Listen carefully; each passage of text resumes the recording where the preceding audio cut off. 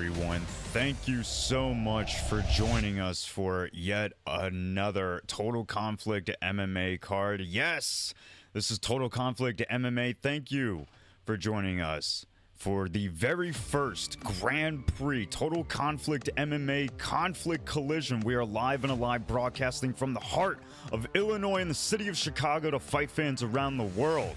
And this is all about the PlayStation division. This is going to be a nasty card from top to bottom. Let's go ahead and take a look at this bracket. We have a lot of names lined up for you tonight. Strictly Business, K1 Kayhan, aka Mihrouf Pudgy. The names go on and on. If you can take a look at this bracket here, what do you think? But first fight, we have MuayThaiJesus versus Asher, JayUFC versus Deadpool. Second fight, third fight is going to be Joe Goldberg versus AKA MG. Third fight is Whimpering Ian versus Prime Doc. K1 FEE versus Smokey, aka Mihrouf versus Khalil. Strictly Business versus Hack the World. Kayhan versus Prince. I mean, Pudgy, it is.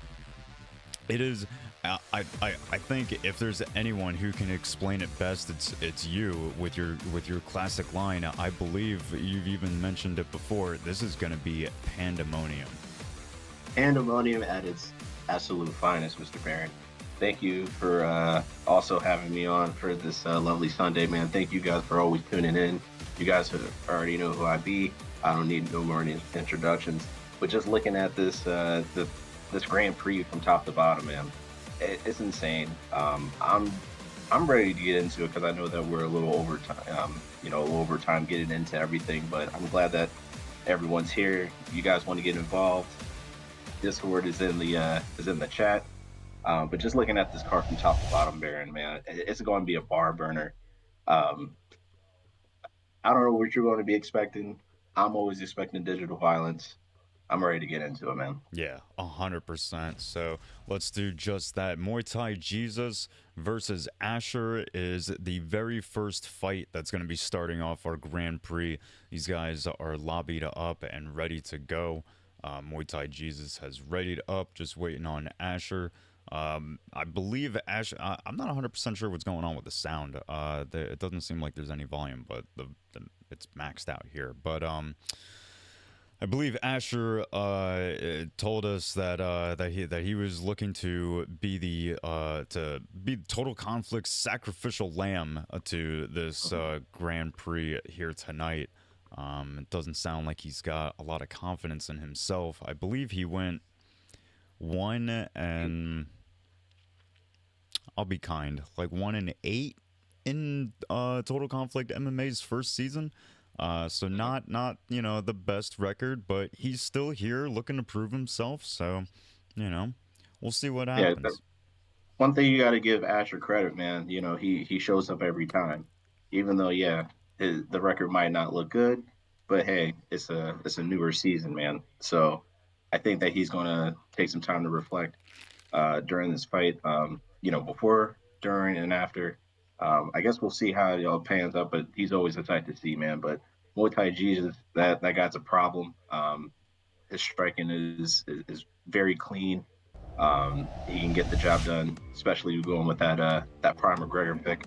But yeah, man, I think that Asher going with the Volkanovski pick, if he decides to go there, I think it's going to be a nice little matchup because he's more balanced around those different edges. But this Conor McGregor here gives everybody's problem.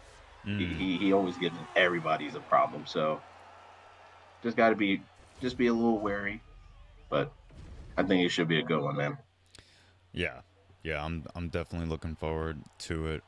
So I did hear a little bit of sound. I guess I don't know what's happening. We'll just turn OBS up a little bit. But here we are, very first round to the very first fight of our PlayStation Division Grand Prix. You never know, Pudgy. I mean, with the right picks and with a little bit of luck, Asher could just be everybody's dark horse to win this thing. Nobody has any faith in the guy, so you never know. Listen, people get caught all the time. Flash KOs happen, so it could be a lucky night for Asher here tonight. Yeah, you know what, and this will be one way to make a statement to everyone in the league, man. You know, I've had adversity is like that as well when I was, you know, competing in the early stages of UFC 4.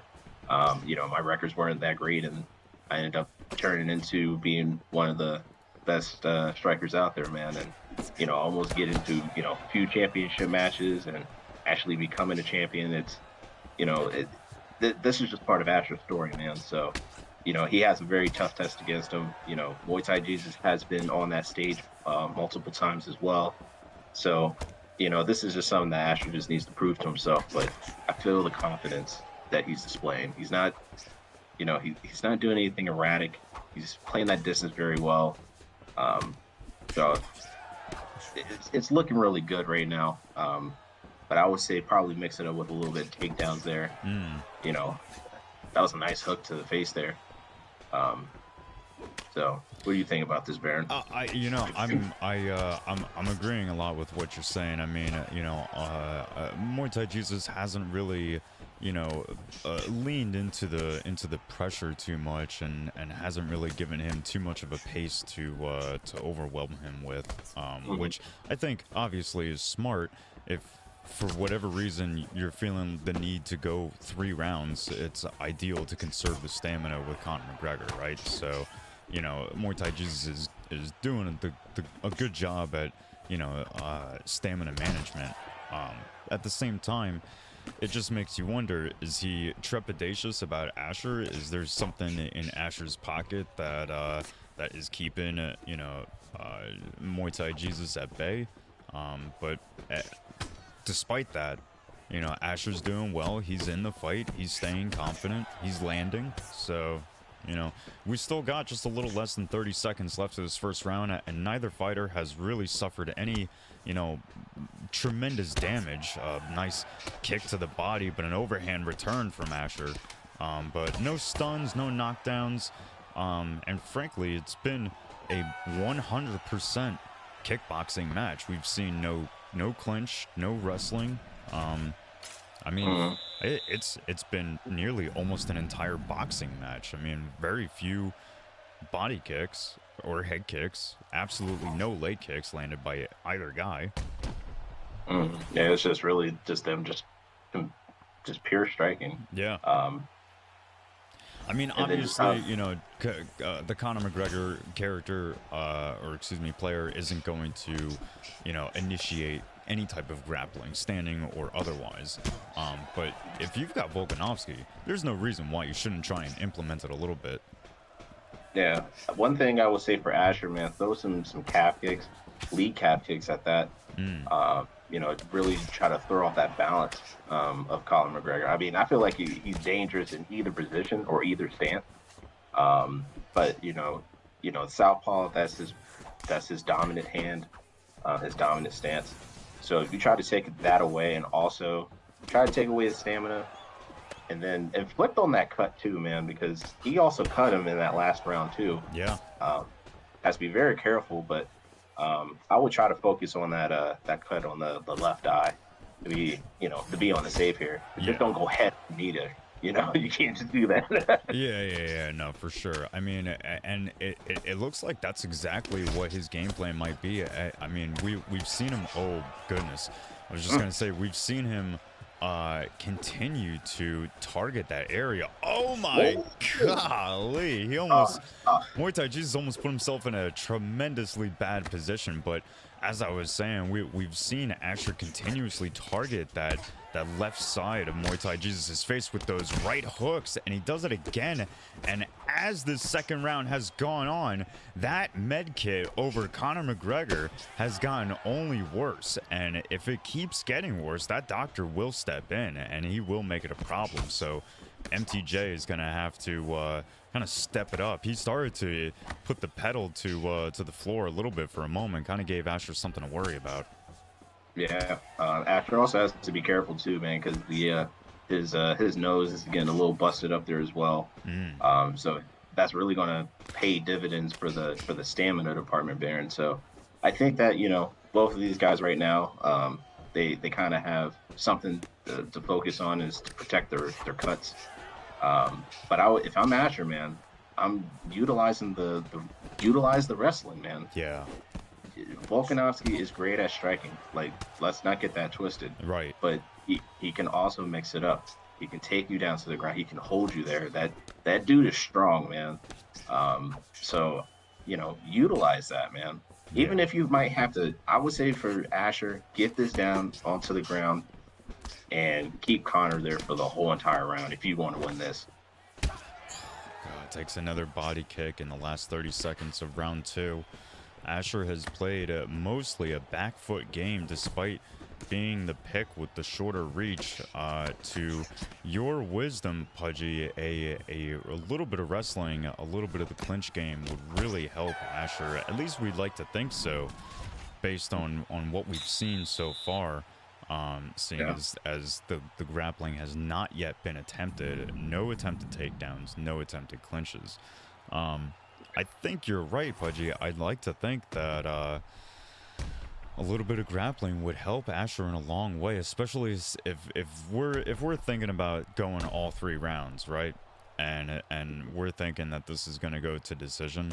If we're not aiming for the knockout or the submission, then you got to do everything in your power to try and solidify that as much as possible. Mm-hmm. Yeah, absolutely. I mean, you know, if you're not really using the tools of the fighter that you're using, man, like, I know some people would just only use. That was a nice counter there from Asher, and that was a nice follow up there from Muay Thai. But what I was saying though is that if you're not really utilizing all the tools, MuayThaiJesus is leaning into it now. Oh man, this is getting nasty. Oh, that nose is broken, Baron. That nose is... He's just barely able to defend the takedown. Oh man, Asher, he's gonna have to put the pedal to the metal, man. Get this guy on the ground now. Well, you know, it's funny because in between rounds, Total Conflict owner Versatile was shouting from the top of his lungs for Asher not to wrestle, to absolutely not engage in the ground game. So, but it might be a do or die moment now with just a little over 3 minutes left in this 3rd round. You know, Asher has been on the receiving end of tremendous damage in this round, but he still continues to target the left side of MuayThaiJesus' face and continues to dig into that cut. Yeah. He's got nothing left. This is not looking good, Baron. It's not looking good for Asher, man. Oh, that's it. Herb, get him out of there. That's it. Man, that's done. But you know what? Here's the thing, Baron. You gotta give love. You gotta give credit where it's due, man. Asher, he shows up every damn time, even win or lose. You gotta give the man credit. So thank you for that match, man, for that performance. It was just MuayThaiJesus' day, man. Yeah, it definitely was. That was getting crazy, man. That was getting nuts. Yeah, I mean, you know, MuayThaiJesus sold the fight, so he did what he had to do. But congratulations to him. You know, Asher still put on a good performance nonetheless. But as you can see, MuayThaiJesus moves ahead in our very first fight to this Grand Prix tournament. So congratulations to him. With that said, we are not going to try and leave too much time in between each of these fights. Let's go ahead and get moving on to the next one. I believe we have JayUFC versus Deadpool up next. This is looking to be exciting. Hold on, I gotta check my volume. Yeah, that's why we couldn't hear shit. Okay, all right, I got you, fam. Yeah, let's go ahead and move on over to the very next fight, which will be on, like I said, the other side. It's going in a zigzag formation here, folks. First time ever I that like it. Verse has put a tournament bracket together, so you got to forgive him for being cross-eyed. But JayUFC versus Dead Pulley coming up next. This is going to be looking to be a good fight. Dead Pulley with Alexander Volkanovski, and JayUFC with Ilya Topuria. Oh, this is just going to be a barn. It's going to be a barn burner, bro. Yes. Here's the thing, man. Here's the thing about with JayUFC, man. I just seen him fight in prime time MMA last night, and that man's performance was insane. I bet against him. I thought that he was going to lose, and I was like, you know what? I seen how JayUFC fights. I love the man striking. He's incredible on the feet. You know, I was just like, you know what, maybe I was gonna fade him, and he ended up fading me, Baron. He faded me. I was like, oh, you know what? You know what? Don't go against JayUFC, man. That man's dangerous. Hey, 100%. I mean, JayUFC has made a name for himself. He cannot be slept on. Yeah, but definitely he's starting to come up in the community too, man. Oh, see, here we go. Oh my goodness, this first round of fights is starting off crazy with this heater between Dead Pulley and JayUFC. JayUFC already suffering a knockdown in this first round, opening up less than a minute into this fight. Yes. Oh my God. Dead Pulley said, "Hold on, wait a minute." He said, "Wait a minute, Pudge, don't sleep on me just yet either." And he's definitely showing out.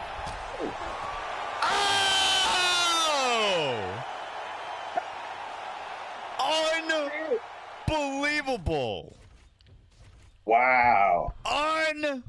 Unbelievable. Yo, wait a minute. Hold on. Let's wait a time. Baron, what did we just witness there? We watched an absolute mauling. I don't have like the the bracket ready for something like that. That was wow. Okay. That was all right. That was disrespectful. I don't know how else to. JayUFC. Let me also remind people. JayUFC is also a commentator on the other side of Total Conflict at Total Conflict Undisputed. He's a recently new addition to the commentary team, and yeah, now he is moving on into the second round of fights here at Total Conflict MMA. Wow. And again, that's why you don't bet against JayUFC.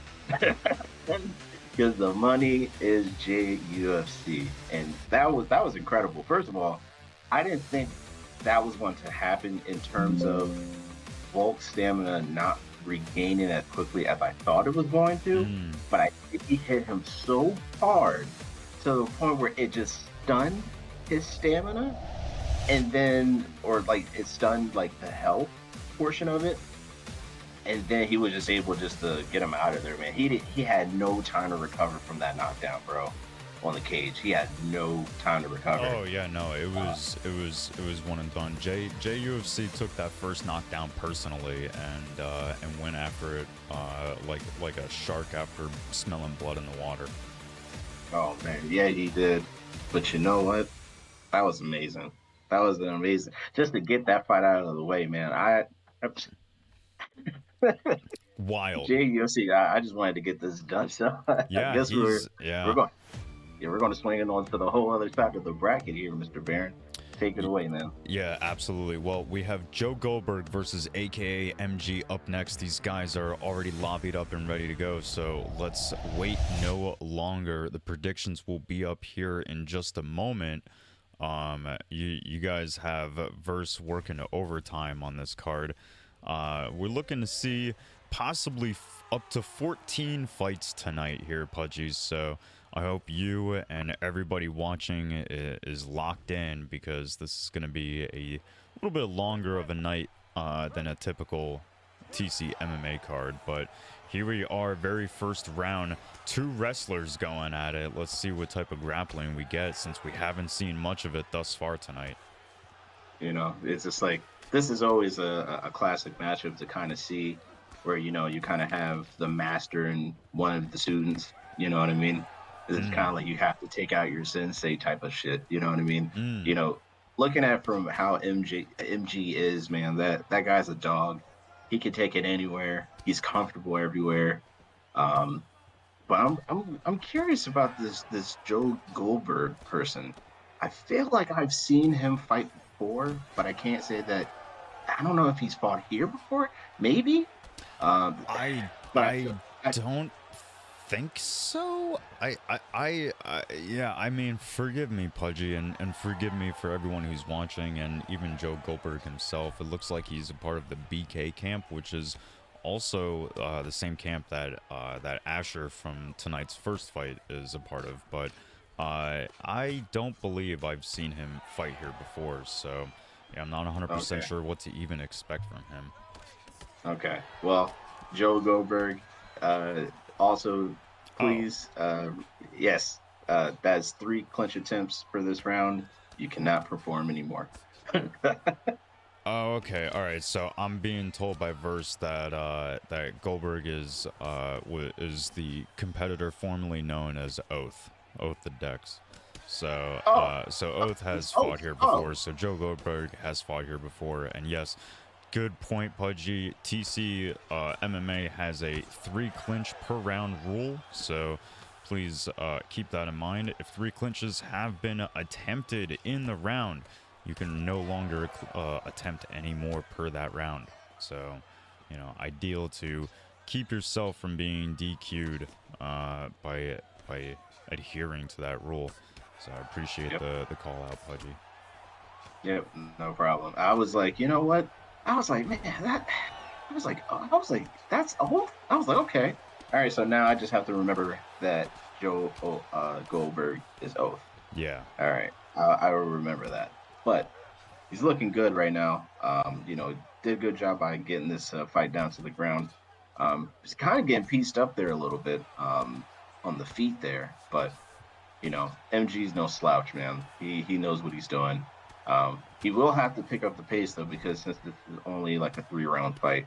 But you know, whether it's 3 or 5 rounds, 25 rounds, MG's ready to go, man. So yeah, 100%. MG is one of those type of competitors that you know, his for me personally, his style is it isn't super distinct in the way that like Mihrouf or Dasuke or guys like Vuk, you know, these guys who have like extremely distinct, like unique styles. Like MG doesn't strike me as somebody who has a really unique style. MG just strikes me as like the type of guy who like you can put anybody in front of him. You can put a 3-year-old, you can put a 93-year-old in front of him. He's coming there for blood. Like he's coming in there to just rip your head off and give a good show.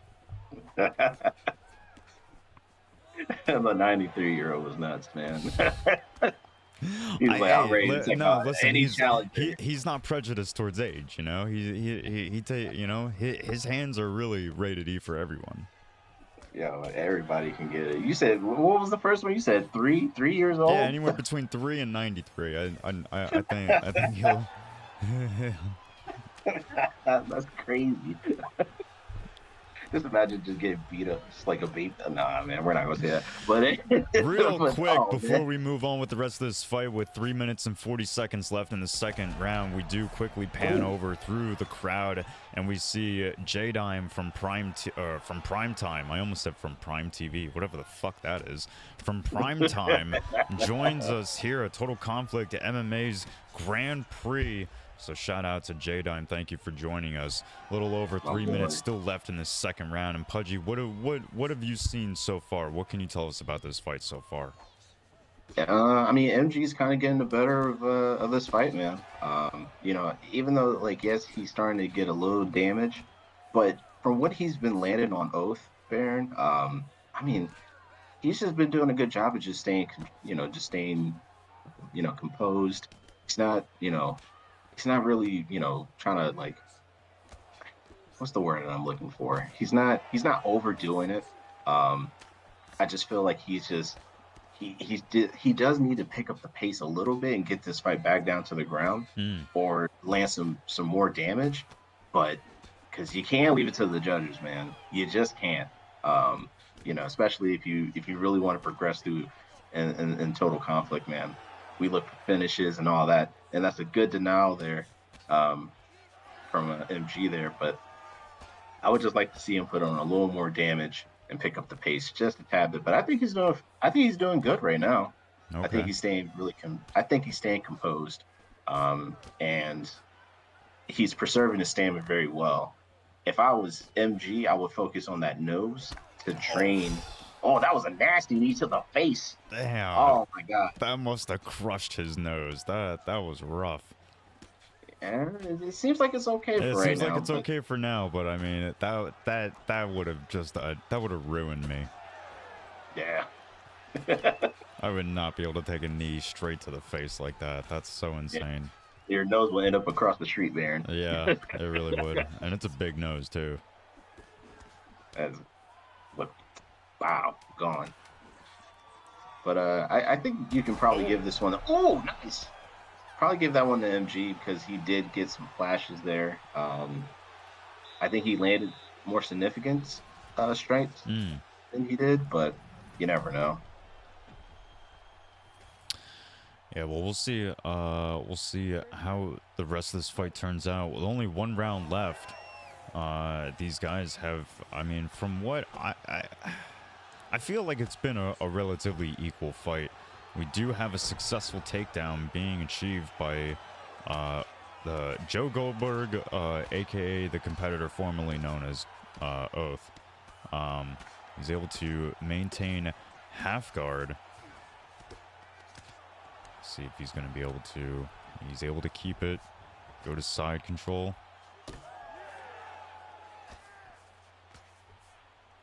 Yeah, it feels like there hasn't really been, you know, one guy or the other hasn't really really taken the momentum of this fight. It feels like it's been a relatively equal fight. Kind of just back and forth, guys canceling each other out. You know, I think the biggest damage that we saw was that counter shot at the end of the last round. Yeah, I mean, right now, I mean, if you really want my honest opinion, I think that I think Oath is just kind of taking it. He's taking it on the safe route right now. Mm. I feel like if he makes his way up to top mount or at least half guard, I feel like he can really rain down some strikes. And same thing for MG, man. I think even though yes, he has been taken down, good denial there. Um, Good denial as well. I feel like if MG also is able to try to get this fight in his favor, um, you never know, man. These judges, man, they're just weird. So I just kind of hope that we kind of try to get a finish in the next 2 minutes, but I don't see that being the case here, Baron. No, I don't see that being the case here either. Unless, I mean, the highest likelihood that we can see of a finish might be right now as we're speaking about it. Joe Goldberg getting mount and raining some heavy shots from up top. A couple being undefended and bleeding through the block. This is a huge moment for Joe Goldberg. He's able to get mount again and land more shots. Oh my God, he took my advice. He said, you know what? I'm about to turn this bitch up. He said, let's get it. This is insane, man. This is insane. See, he listened. He's like, listen, I might be down on the scorecards. I might be. I have to at least get some damage off. And right now, he still has 30. He has 30 seconds to work, man. Yeah.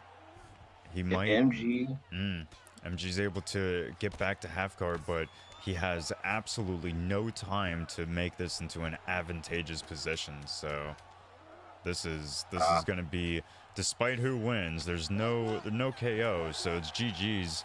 Just, you know, whatever happens, you know. Right. Yeah, man. It's like, and again, it could be either way. Mm. Oh, Well, and there you have it. Congratulations to oh, Oath for securing the victory on a competitive fight. I would love to see the scorecards, man. All right, so it looks like he landed 163, 46. Got more significant strikes. It was also the control and the two takedowns that he landed. Can we see the what the scorecards are? Can you scroll that over? Hopefully, but either way, great performance from both of those guys, man. It could have been either or's fight, man. Um, but you win some, you lose some, man. But we move on. Yeah, it was an excellent fight between those guys.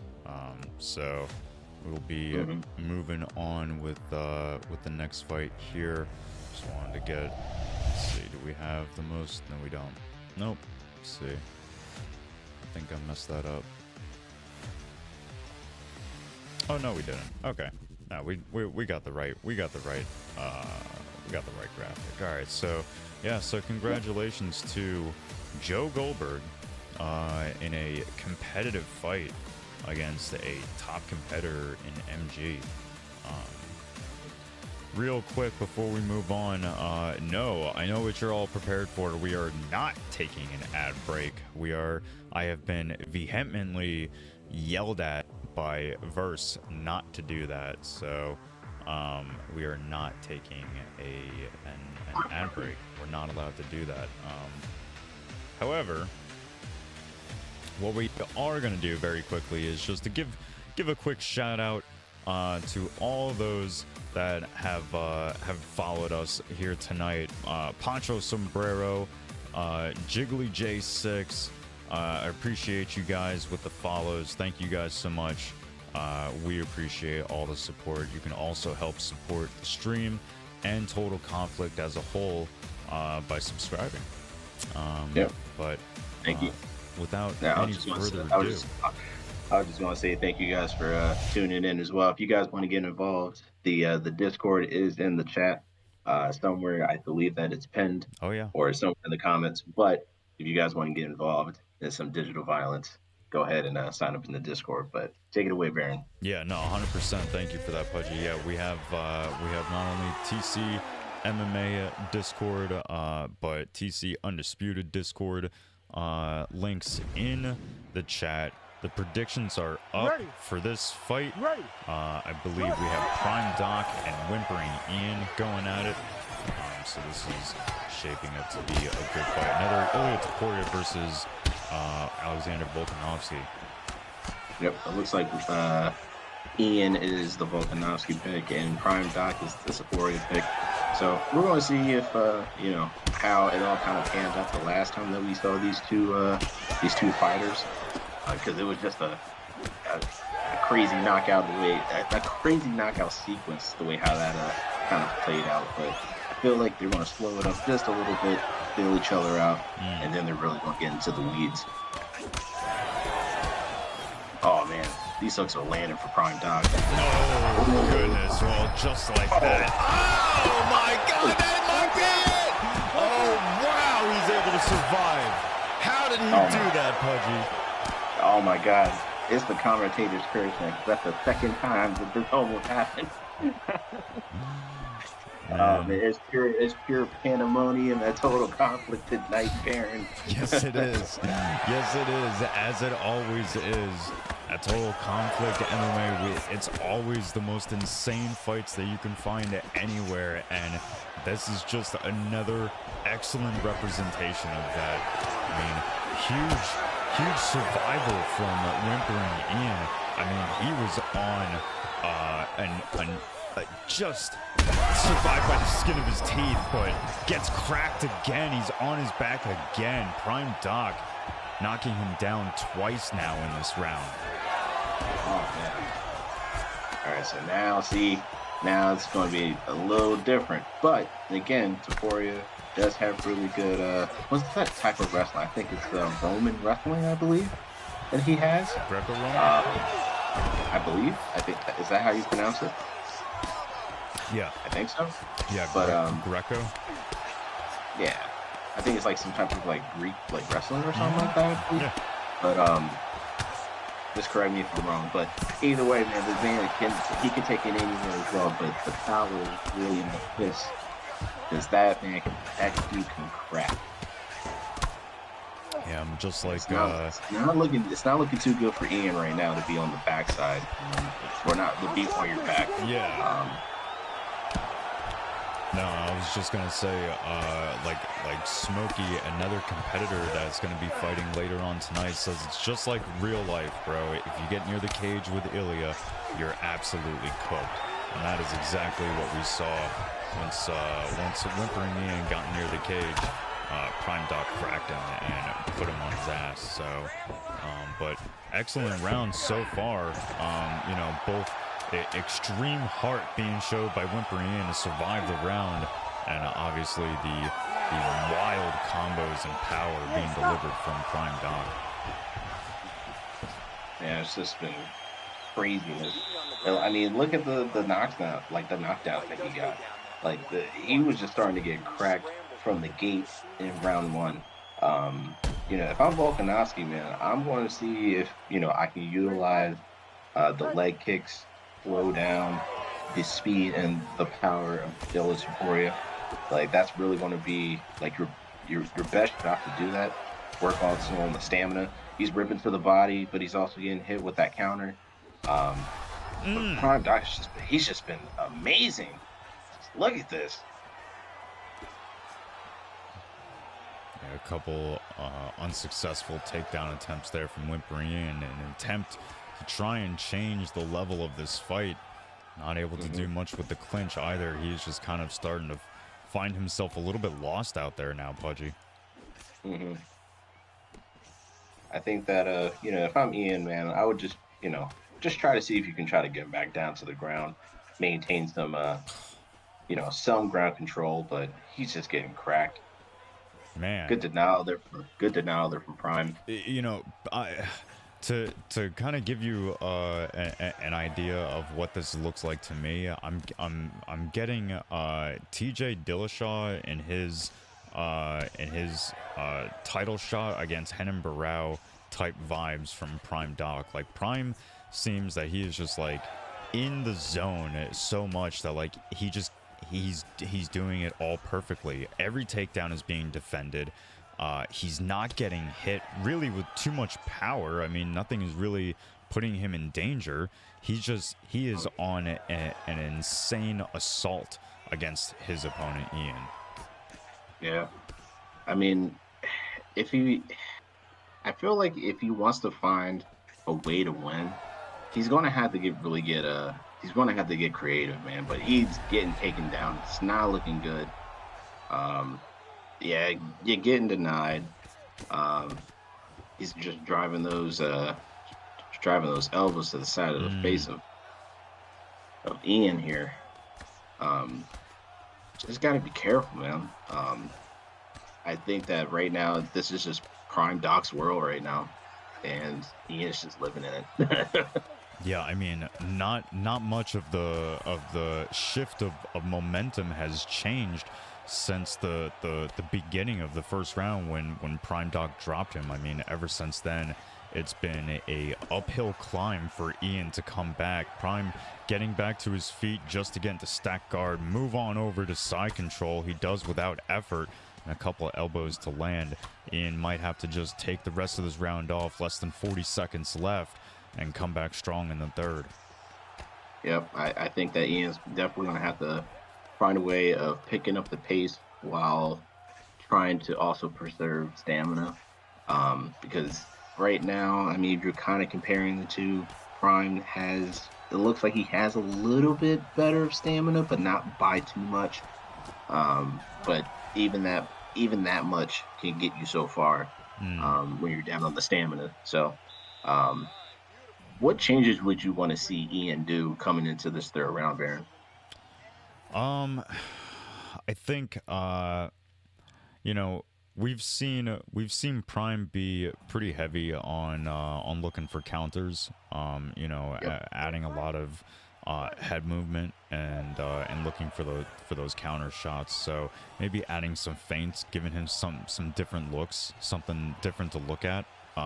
If you can feint, throw something that he's gonna commit to blocking, and then obviously commit to striking somewhere else, that obviously would help out.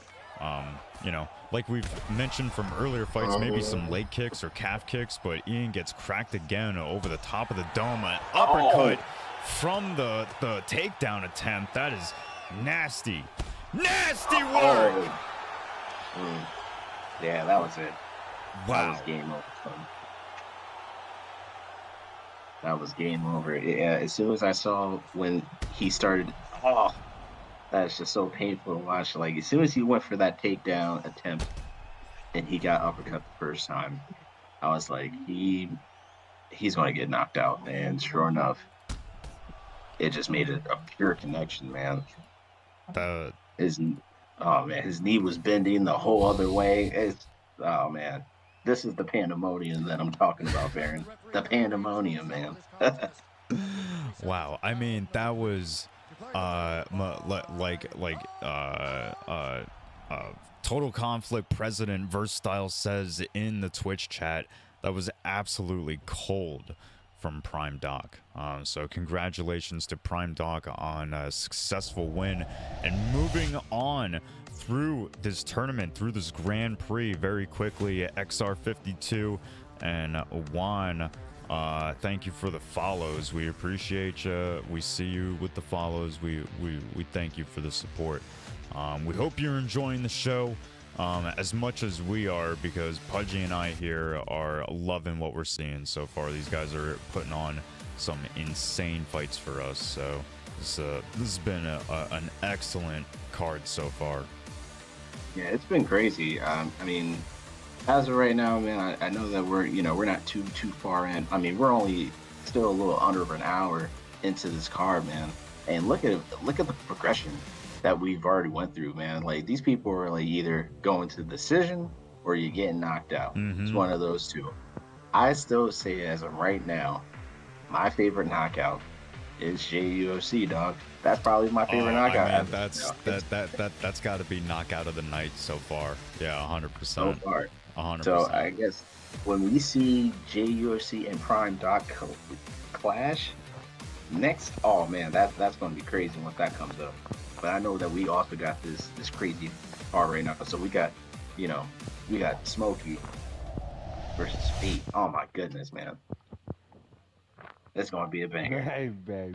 Ain't too much I'm gonna say. I'm just looking forward to this, man. I think Smokey's trying to talk to us through his stream. Smokey, shut up. I can't have you talking while talk to me after the fight. Smokey, I'll let you talk on stream if. Never mind. Actually, that's not gonna work. Because then it's gonna be way too delayed. Never mind. Just Smokey, just shut up. Just shut up and fight. Just shut up and fight. Fuck. Golly. You gotta love it, man. I gotta just hear the game. I don't want to hear you. Especially no. Here's the thing though, Smokey, is that your mic is coming over like there's a lot of feedback coming from your mic, so. There's also that too. But anyway, we are here for yet another excellent fight. Now, Smokey, having been a competitor within Total Conflict MMA since its inception, nearing the end of the season, took a little step back, decided to, kind of get in the lab and kind of reassess some things. So this is, I believe, one of the first times, if not absolutely the first time, that he's been back into MMA competition. He's kind of been kept busy with Total Conflict Undisputed competition for a little while now. But man, it's kind of like looking how, oh man, good takedown there from Fee, man.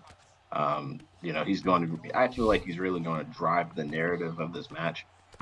If he can continuously, take down Oliveira, he has to be very careful because Oliveira is dangerous off his back as well too. But I just think as of right now for Fee, if he could just maintain ground control, now he's getting in the timeout. This is not looking good. Smokey Uh-oh. just got denied. This is not looking good for Smokey. Um, so I think right now, if he maintains this position for quite some time, that's another denial. Um, I think it's Mm. not going to look good. It's not going to look good for Smokey, man. It is not looking good. A couple fakes in an attempt to get his man to bite. Unfortunately, there are no bites being had just yet. But he does go for an actual attempt on the armbar and gets it. I'd say at least 2 more submissions locked in are going to be needed to get the win on Smokey. He tries to go, well, maybe that might have been a fake to the armbar. That was wild. I've never seen that actually faked before. To MuayThaiJesus in chat saying that he got hit with 11 ads. Sorry, buddy. That's what happens when Verse yells at me not to run ads and just keep the stream running. So you guys get hit with pre-roll ads during the stream, during the fights. Nothing I can do about it. Sorry, guys. The only thing that you can do about it is you can subscribe for $6 a month or with a free Prime subscription. Or somebody might in the communities gift you a subscription. That has been known to happen before. If that happens, be sure to thank the person that gives you that subscription. But so far, with just a little under 40 seconds left in this first round, I'd say that it has been Fee's round with a big rock just as we're coming to the last 20 seconds, Pudgy. Oh man, that left hand was money. He's turning up, man. Look at it, he's turning up. That's a nice elbow there from Smokey, and he comes back with a body hook. Oh, some body hooks of his own. Oh my God, just that started to turn up a little bit at the end there, man. See, we need that. We need that. I still give it to Fee, man. That was definitely his round. Yeah. With the top out position, that was really, really great. And just the body kicks, the body work was starting to really add up and pay dividends. So I want to see more of that coming from Fee. But if I'm Oliveira, man, I would want to try to maybe manage the distance a little better. I feel like he is a little bit more on the lengthier rangy side. Yeah. So I think that he can, try to use some teeps, use some straights, jabs to kind of keep, Fee at bay. But Fee got hands, dog. He got hands, man. So. Fee definitely has hands. I mean, you can see that that he's employing side steps, trying to get around Smokey's straight shots like the teep and the straight hand. But when Smokey does throw them, he's landing and he's doing well with them. So he has the distance. He understands the distance and the timing. Maybe it's just the wrong shot selection sometimes. But he does get cracked again here, defends the takedown well, even surviving during the survival of the stun. But in moments like this, Pudgy, when he starts getting into these exchanges, when guys start pulling shots, Smokey does one thing well that most guys don't, and that's he stops those exchanges by going to the body. Most guys don't do that. They just keep they keep the pull party going until somebody gets cracked. Yeah, for sure, man. And right now, even though that Smokey is getting tagged up, he's still kind of being cool. He's still kind of sticking to the game plan. But I would say maybe maybe try to mix it up with takedowns of your own. But he has been doing good with takedown denials, but he's about to get slammed right here, there. Yeah. But and again, very dangerous off the back. So yes, if he gets him in that rubber guard and keeps him there, you know how much damage that you can incur in this mode right here. Oh yeah, 100%. And to your good point, Pudgy, Smokey is very dangerous off his back. He's been known in the community for a long time as a grapple heavy competitor. So to be on the ground with Smokey is one thing, but it is not putting you in an advantageous position just being on top of him. He's dangerous on the bottom, especially with a guy like Oliveira. Yeah. And I was kind of hoping that, like, he was starting to deny when he was in that rubber guard position. And I was hoping that if he were to maintain and just throwing the elbow across the face, that's going to add up real quick. And you can get out of there, bro. So that's a very dangerous position to even be in the first place. Oh! But FEE right now, he doesn't care what position he's in right now, because right now he's about to get this man up out of here. Goodness. Look at that. Oh, my God. And Wow. wow, just barely able to survive until the end of the round. Excellent combos being thrown and landed there by FEE. Real quick, in between rounds, shout out to Kobe 1K for the follow, and then a big shout out to King John Snow subscribing with his Prime subscription. We appreciate you, fam. Thank you for the support. That allows you to not only avoid ads, but also to watch the VOD immediately after the stream ends. So, good job, brother. But here we are, third round, Smokey on top. Smokey on top for probably the first time tonight, Pudgy. Yeah, and right now it's you can get some good damage off right now in this position here. I mean, Islam's not that great off of his back, but I think right now, Oliveira has the advantage. If he takes his back again, I feel like he should go for some type of armbar, maybe a rear naked choke.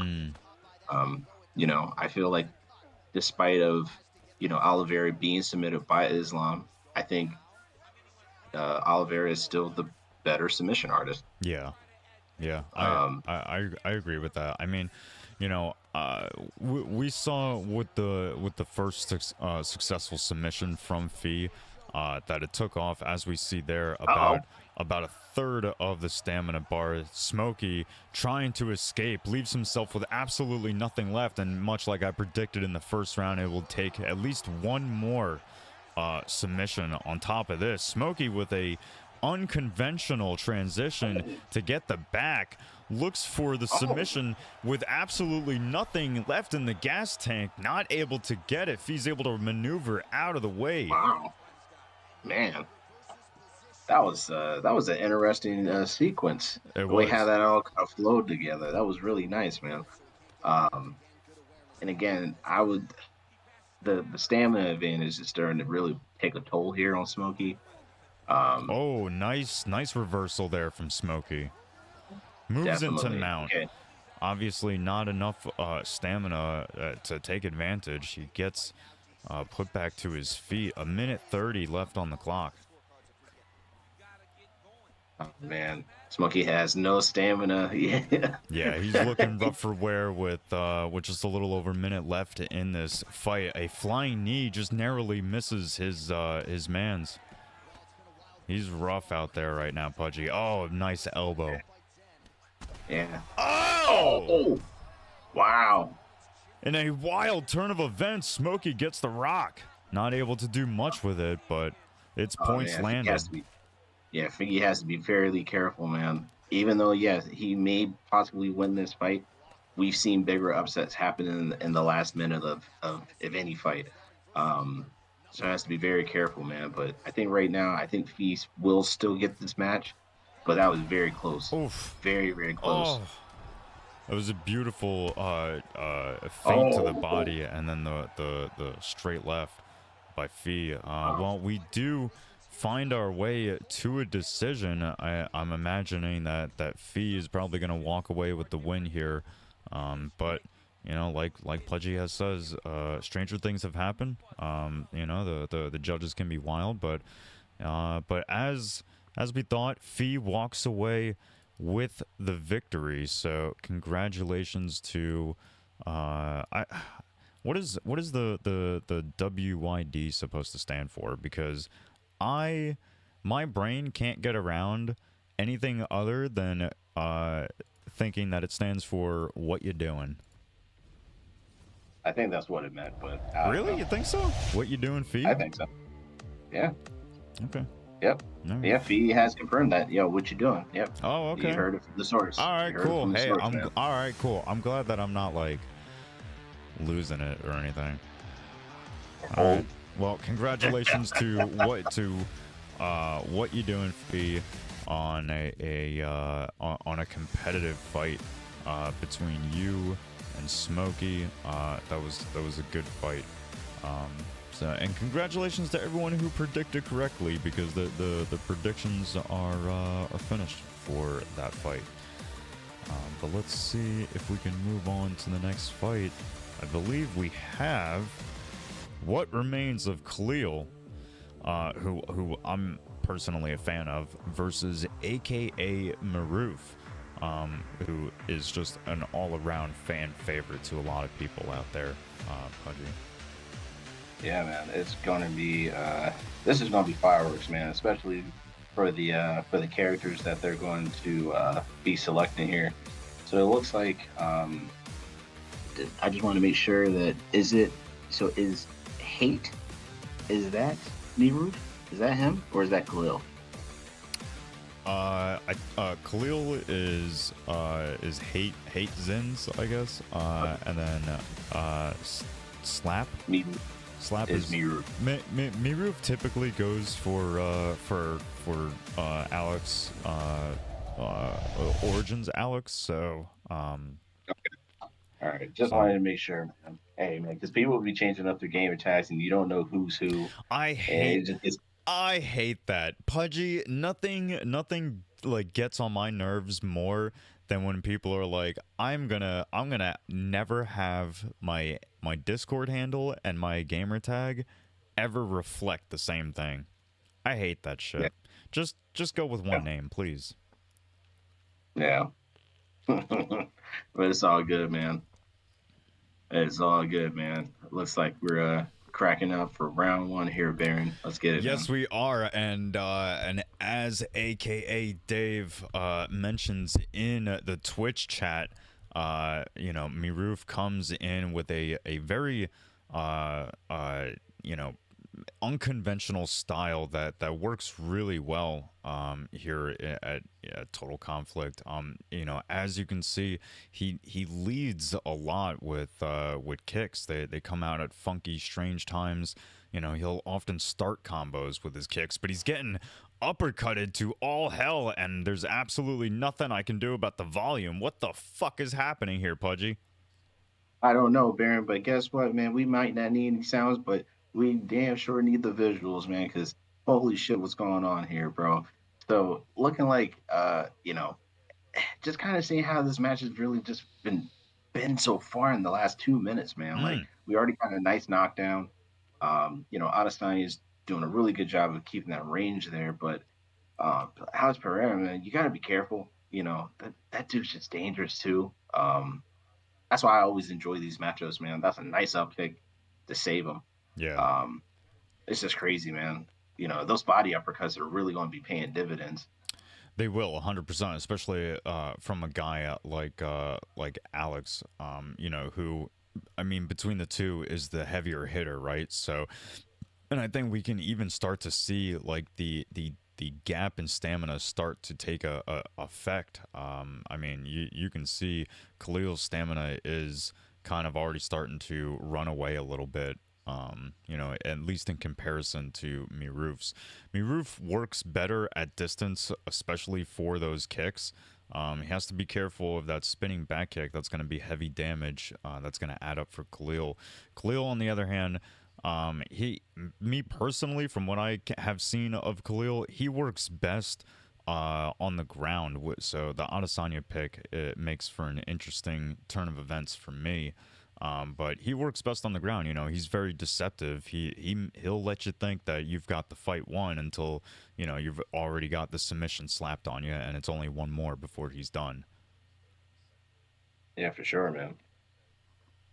I think that for me, Ruth, man, he's been in positions like this before where all the whether he's winning or losing, he knows how to keep his composure. He doesn't overcommit.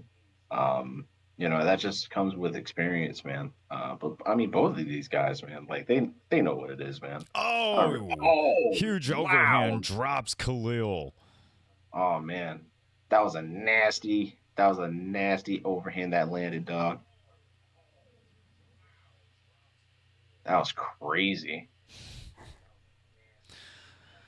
And Ooh, a cheeky little uppercut sneaks through at the horn, despite not being able to hear it. Yeah, I would say Mihrouf is heading into this second round 1-0 so far. But it'll be interesting to see what happens. Not really a whole lot of grappling, standing or otherwise, have been displayed by either guy. Both guys are capable of such things, so we'll see if anything, like I said, anything changes. yeah, that flying knee was very, very nice. That that overhand, man. I thought it was lights out for Khalil. I thought it was lights out for that guy. Here we go, round two. Both guys starting off with kicks. Mihrouf is the one to land. Man, that was a nasty lead front kick. Oh, Mihrouf is hurt, and Khalil pours it on him. Oh man, he made him pay for that kick, man. He made him pay. That was a huge moment for Khalil. He's got Mihrouf dropped once. That is a huge shift of momentum. Oh, big counters there from Mihrouf.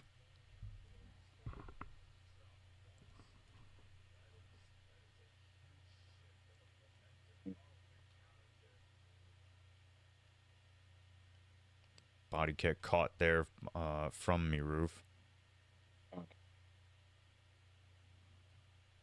Body kick return there from Khalil, lands and able to escape without too much damage. Gets countered there with the straight right. Little feint of the body kick into the head kick. Not anything that Mihrouf hasn't seen before, so he defends wisely. Gets hit with that spinning back kick to the body, though, Pudgy. That's probably the second or Damn. third time that that's happened in this fight. Mm-hmm. It'll start to add up after a while, man. You don't really want to keep getting kicked in the gut, man. It's not feel good.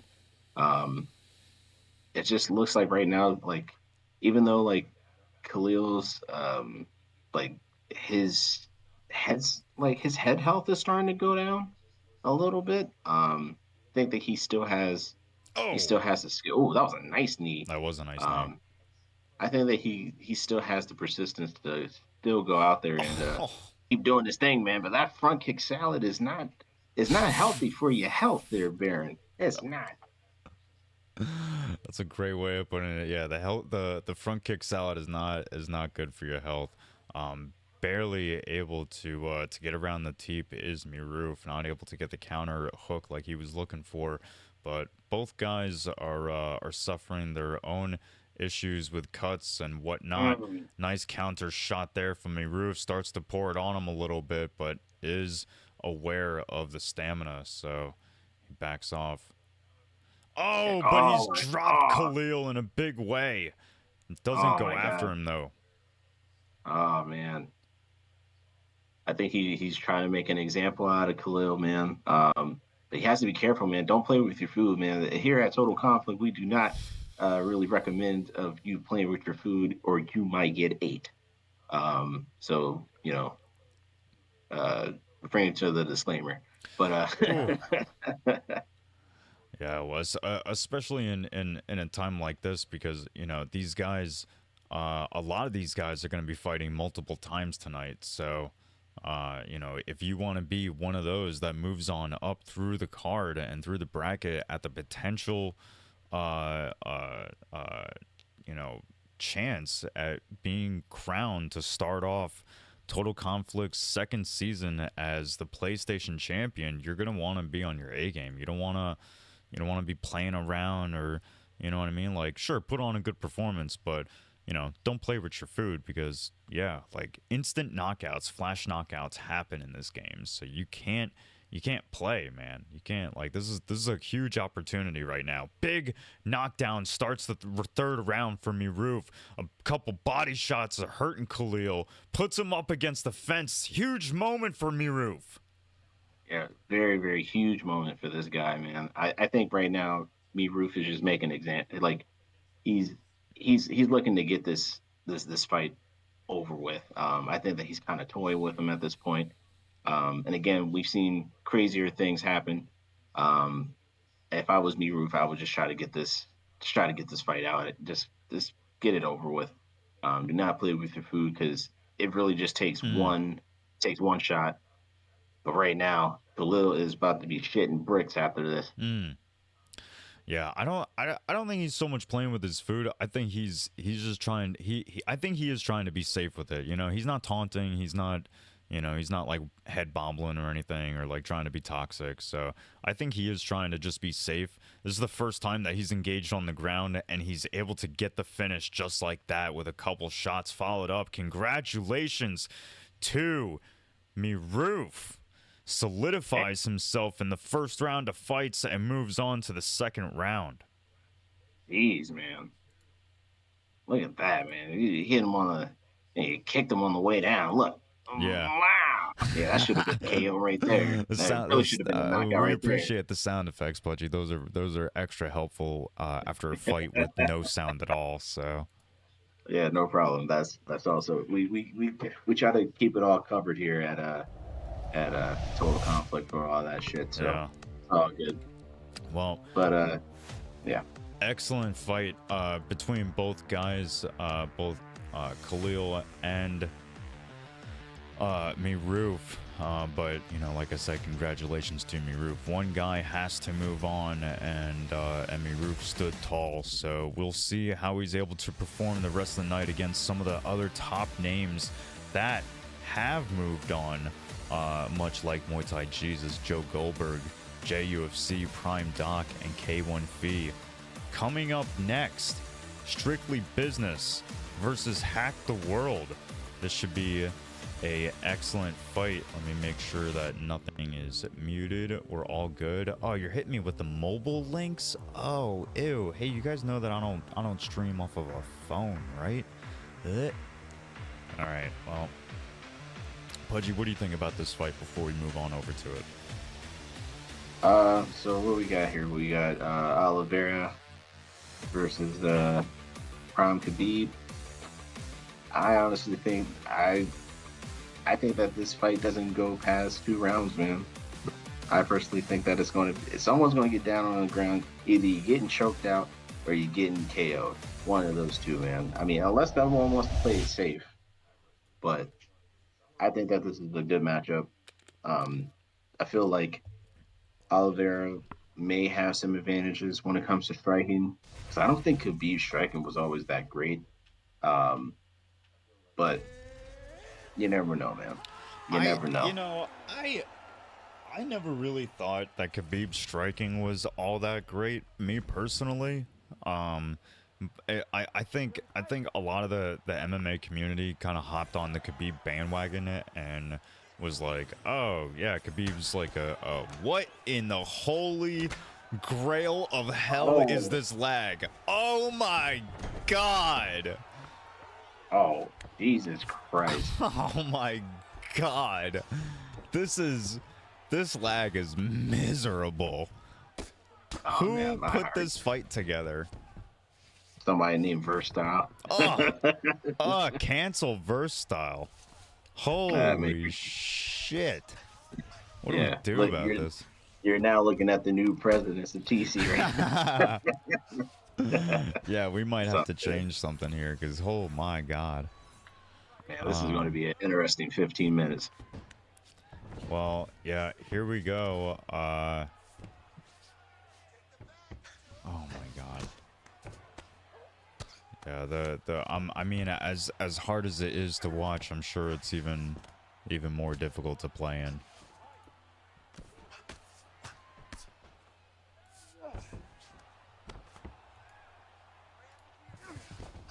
What do we have? Hack the World with Khabib and Strictly with Oliveira? Do I have that right? I think so.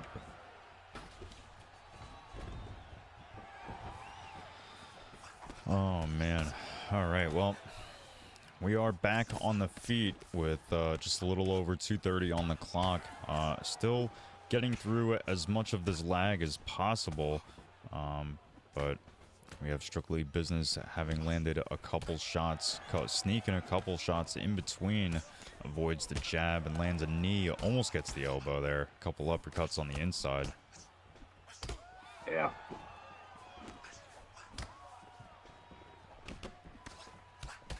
Ooh. Excuse me. Hack the World coming in strong with the classic UFC 3 combo, the jab, uppercut, lead hook. It's been around for many, many years and still makes its rare appearance every now and then.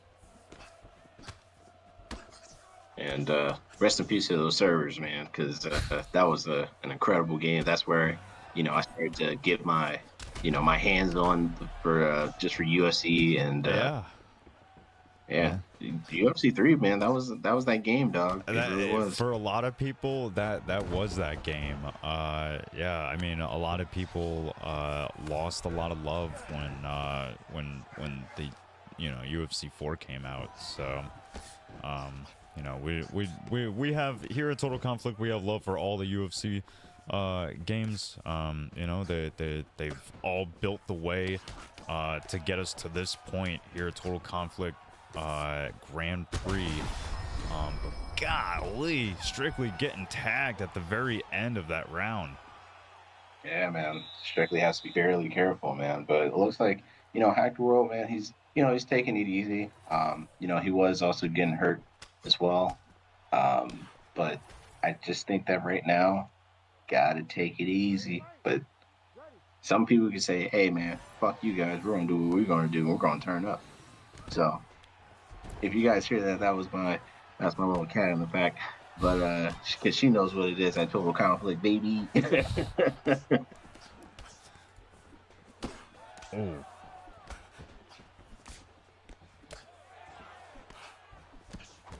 Man, both guys in the exchange right now, Strictly trying to get away, maybe find himself a little distance. He has his back up against the cage now, nowhere to go. Hack goes in for the takedown and gets it. Yeah, that was a good takedown sequence there, because I didn't think that he was gonna go for the takedown that close, but hey, man, you gotta do what you gotta do, man. Well, it was excellent setup. He pressured his opponent back up until his back was literally glued to the fence and gave him nowhere else to go.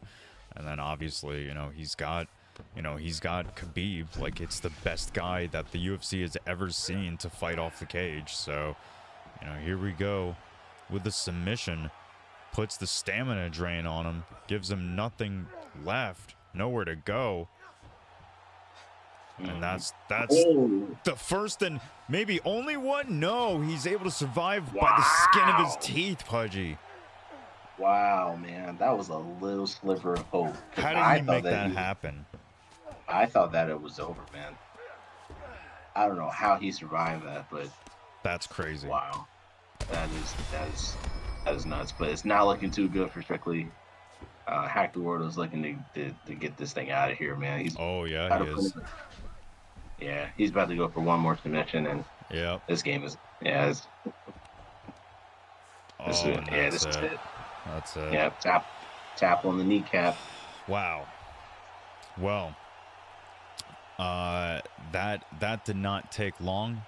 Congratulations to Hack the World on 2 back-to-back submissions to finally get himself the win. He definitely needed that, man. And another real quick shout out to Hack the World with the follow. 5 minutes before his fight. Appreciate you, Hack. Appreciate the support. We are 9 follows away from 200 followers. That's crazy. I never thought we'd see the day, but we are here. We are just now waiting for Verse to get me a updated graphic. I don't have one yet, Verse. I don't know why he's taking so long. Not 100% sure. With this much time passing, it might be ideal to run an ad. Yeah, maybe. Maybe. Thank you guys. Yeah, thank you guys for always, sticking around and helping us grow, man. And if you guys want to get involved, the link of the Discord will be in the comments, like it always is. If you guys want to get involved, and damn, man, we're really moving through this card, Baron. We really are, man. I wonder how everything's going. Oh, people are saying that Linus isn't Hack the World. Well, E. Jarek is, and E. Jarek just followed us. So isn't E. Jarek? Oh, Linus is Strictly Business. Oh, Linus is Strictly. Bro, see, this is what I mean. This is what I mean. You guys are killing me with the names. You guys gotta have consistent names. I don't know who you people are when your name doesn't. I hate so many of you. Golly, dude. Man, shout out to Legacy, man. Yeah, shout out to Legacy for clearing that up. Thank you, brother. Damn. God. That's crazy. So Strictly Business was the one that was putting on that whooping. Damn.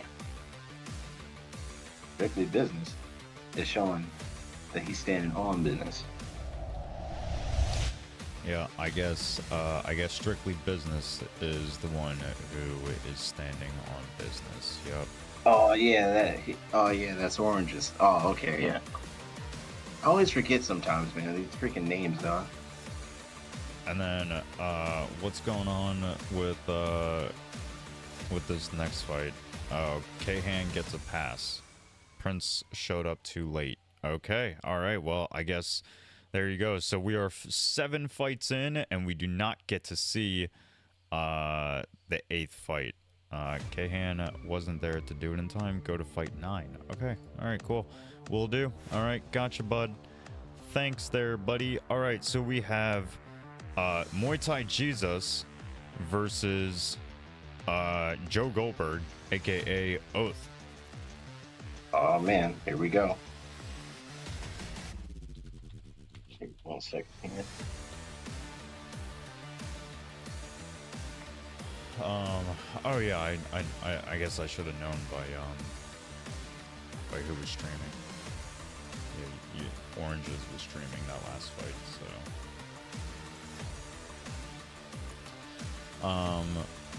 All right, so yeah, we have MuayThaiJesus versus Joe Goldberg coming up next. Joe Goldberg going with the Khabib Nurmagomedov, Islam Makhachev being used by MuayThaiJesus. Let's go ahead and get into it. I'm hoping that Verse is ready for it. Verse, if you're not ready, let me know, because then I can do predictions. I don't know. You tell me. You tell me, buddy. I just want to make this as good of a show as it can be. Let's see. Volume. It's all the way up. Predictions are currently up. So get... Oh, no. Predictions are in for Strictly Business. Predictions are going up here in just a moment.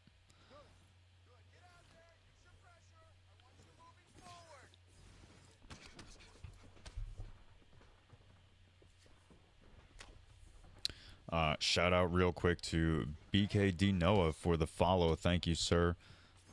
We appreciate you. It does get us closer to our 200 follower goal, so thank you. The predictions are up for this fight. Get them in now.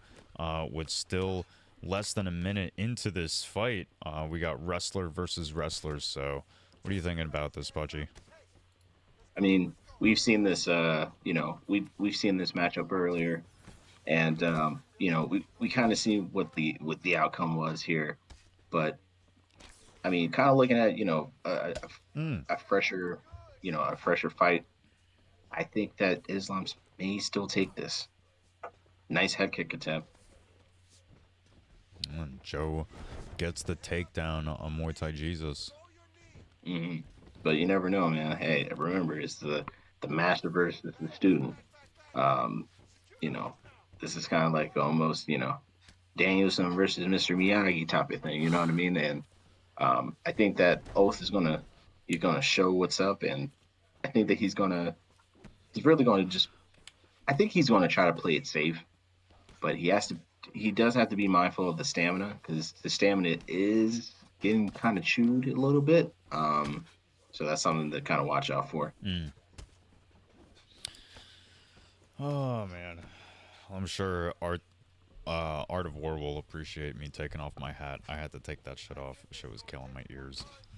But here we go. Still in the first round, a little less than 2 minutes now left on the clock. And, you know, while Joe was able to get himself a takedown, he attempts another one, looks to turn it, but it's denied regardless. Gets turned, not put on the fence, though.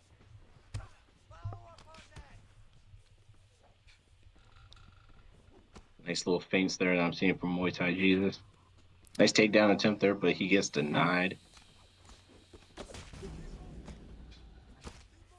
Ooh. Versatile is in chat. This is coming from the owner of Total Conflict. Says viewership dipped when the hat came off.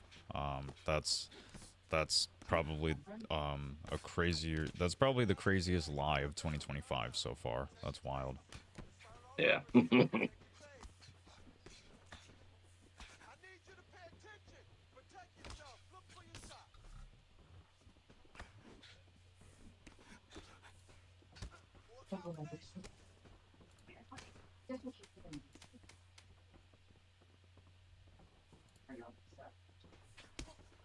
Ooh, nice front kick salad. Mm-hmm. Mm.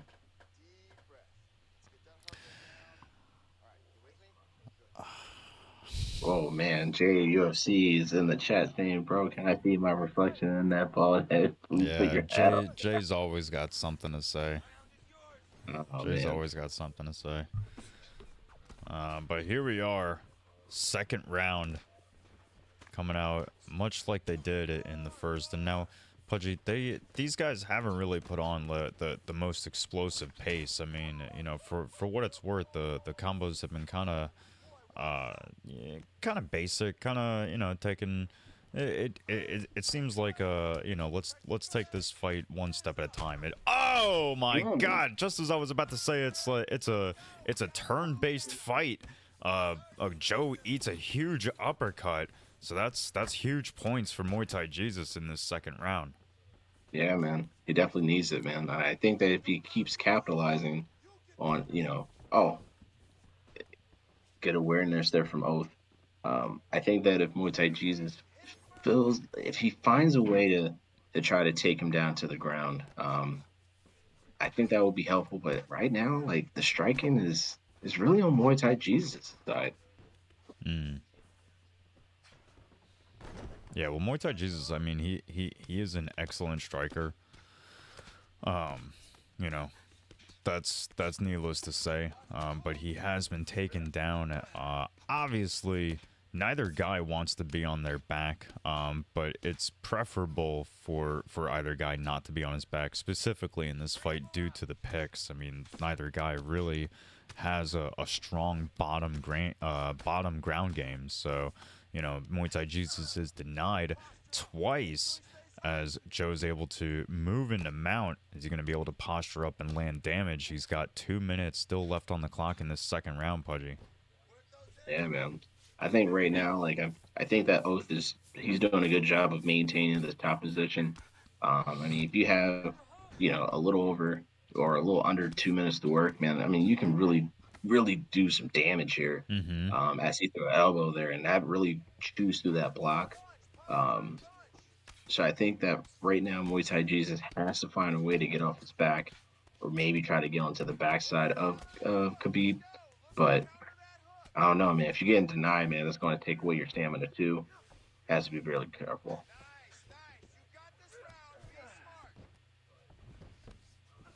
Finds himself in a sprawl position for just a moment. Joe's able to get to the back, land one shot before he gets back down. Is he going to move to a more full control of the back? work. I'm gonna stand this up.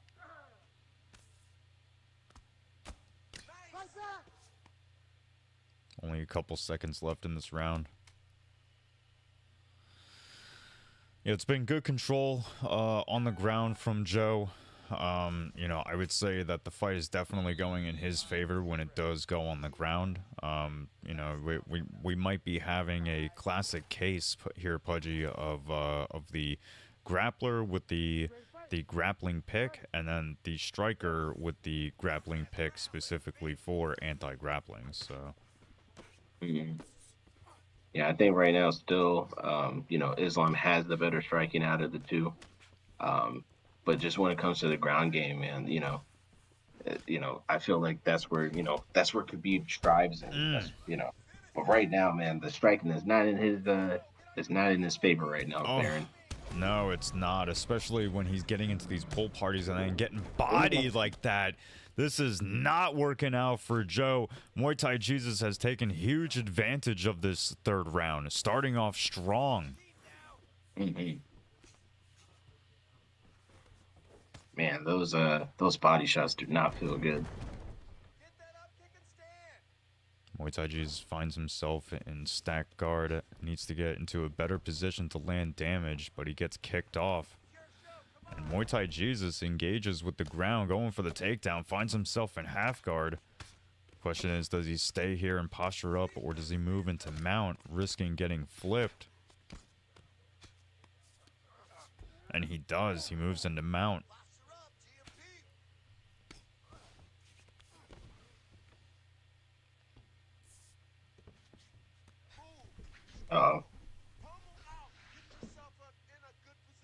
Looking for the submission. MuayThaiJesus had just a little bit more stamina, but it looks like, yes, he's able to get out of it. That puts Joe Goldberg on top in side control, which has been the best part of Joe's game. When he's on top, he moves into a crucifix position with 2 minutes on the clock. This is where you do not want to be, especially when you only have 2 minutes left of the round, man. Mm-hmm. I feel like this was, if I feel like if Muay Thai can find a way to get back up on the feet, as he does, I think that he needs to put Khabib away, man. You can't leave it to the judges. You can't trust him. You know, I don't trust him worth a damn. Yeah. So if I'm MuayThaiJesus, man, I'm trying to get this fight done. Oh. He could still be up on the scorecards, but you never know, man. Oh, both guys eat a quick uppercut. Time is running out. MuayThaiJesus suffers a big shot, almost able to land an elbow. 30 seconds left in this third round. Both guys are going to need to give it everything to put the definition at the end of this fight. And MuayThaiJesus might be doing that with a big uppercut, a body kick that gets caught, another knee that gets caught. Really took a lot of time away, but MuayThaiJesus trying to put a stamp to the end of this fight. Oh my God, man! It might go towards MuayThaiJesus, man. He was able to get those rocks at the very end. Yeah, those rocks might have been huge. Yeah, those the body rocks really did some damage, man. It's just never. It could be a draw. If it goes to a draw, what we do? What would we do? That's a good question. We're gonna have to look to verse. Oh my God, it might be a draw. It would not surprise me. They might have to run it back. Wow, it's a draw. Wow. Okay. We may have to. Yeah, they'll have to run it back. First time ever in Total Complex first Grand Prix is that we get a draw. Wow.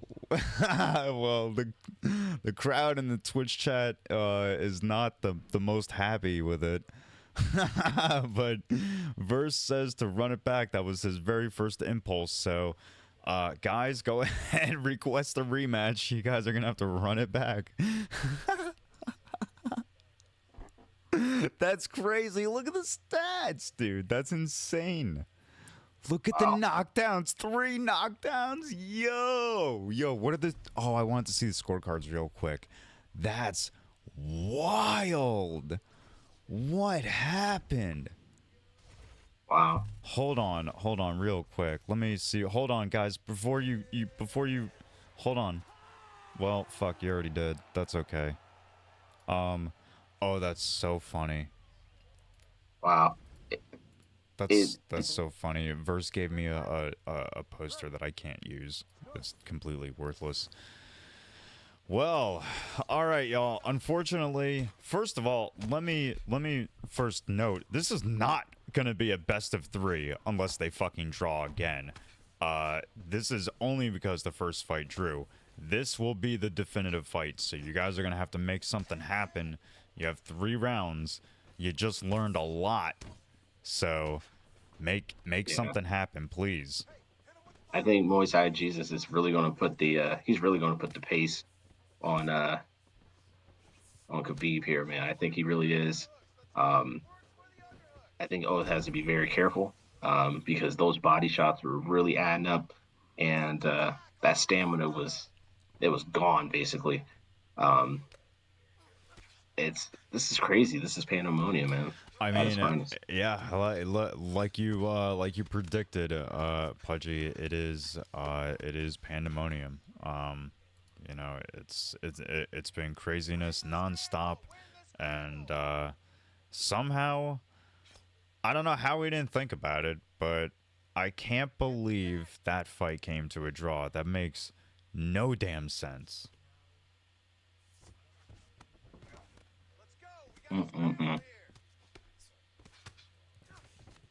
Well, anything can happen at Total Conflict, man.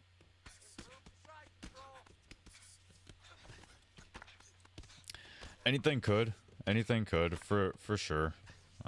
But here we are, back in the fight. Joe Goldberg on the bottom, defending himself from MuayThaiJesus. MuayThaiJesus on top, in a better position than he was when he was suffering in the last fight.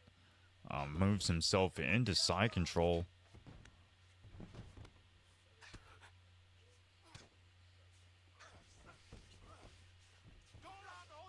Good denial there from MuayThaiJesus. That's crazy that people are in the Twitch chat now demanding ads. I just snoozed them for a few minutes, but you guys want me to run them? I'll run them. This might be the most worth running ads right now since the first fight came to a draw. So I would totally be okay with people being like, you know what? Go ahead, run the ads. I'm gonna get up and go get something to drink. Damn. Come back and you didn't even miss anything. It's like baseball. All right. Good denial there. I don't know. I want to hear from Verse about running ads. I can't get so easily swayed by chat. Well, it looks like MuayThaiJesus is for the people because he's looking like he is going to get this man out of here. If he is able to get back in the top mount where he just was, it's going to be a very, very short night. But yeah, again, we went through that for 15 minutes. So 5 minutes has already been down. So we're now 20 minutes in. Yeah. So yeah, looking forward to this, man. Well, I agree. It looks like MuayThaiJesus has been approaching this much more aggressively, but maybe Joe might be a little bit more aware that attempts and achieves his own takedown early in this second round. So, you know, he might be trying to, you know, put a little bit more pressure on the gas and you know, try and make something happen. Yeah, Herb's seen enough, man. He's like, yeah, go ahead and stand back up.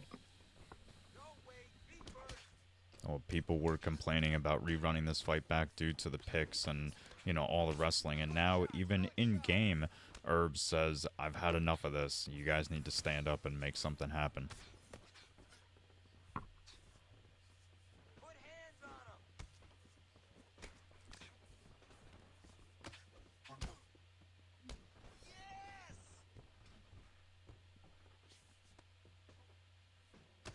That was a good denial there from MuayThaiJesus.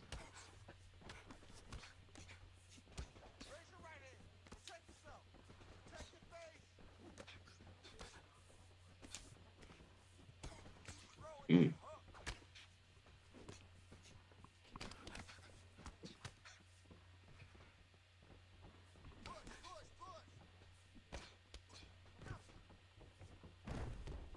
Nice takedown from there from Joe.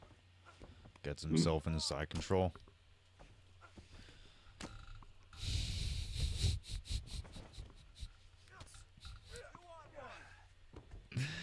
Yes, that's right. We are running ads. If you don't have a subscription, you are missing out on all this amazing action that you can find here at Total Conflict. So go ahead and get that subscription going. Nice takedown defense there from MuayThaiJesus. Yeah. I think right now he needs to kind of turn up the pace a little bit, but I mean he's causing some damage here, man, especially to that body. Sticking to the game plan. Combinations are landing there from Muay Thai. Yeah, I did like that combo there from MuayThaiJesus. Has to be very careful to keep going down to the body, or that uppercut will land.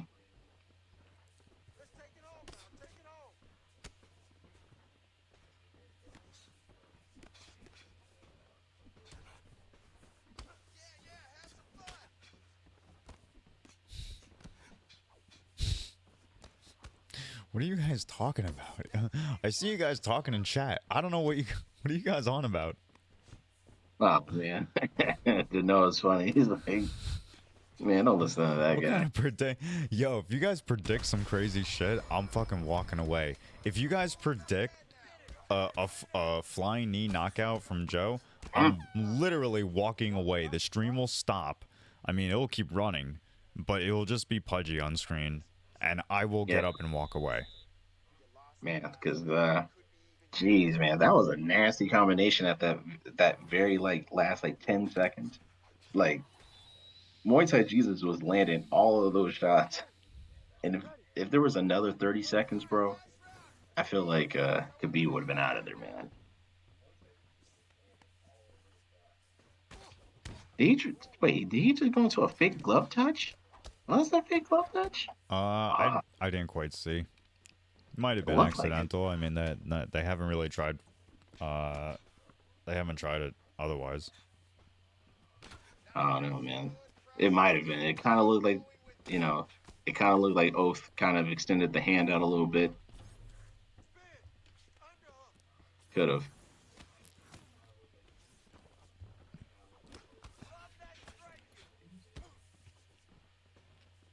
Oh, that was a straight hand extension right to the chin. Mm-hmm.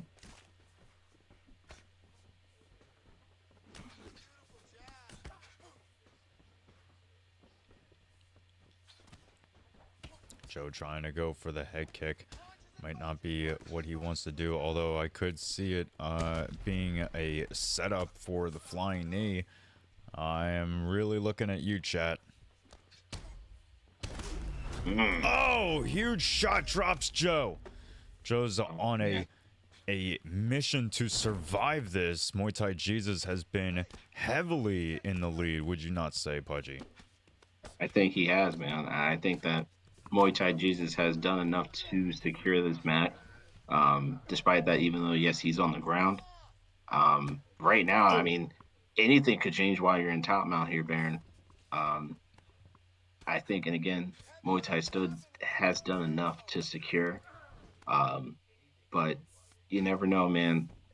It just takes a few denials. You don't need that much stamina for that. You could get gone. You could. Oh my goodness, and that was a huge opportunity that gets slipped away from MuayThaiJesus' opponent in Joe Goldberg. He had the opportunity to stay and mount, and MuayThaiJesus just went straight for the stand-up and got it. Both guys have returned to the center. A little less than a minute 20 left in this third round.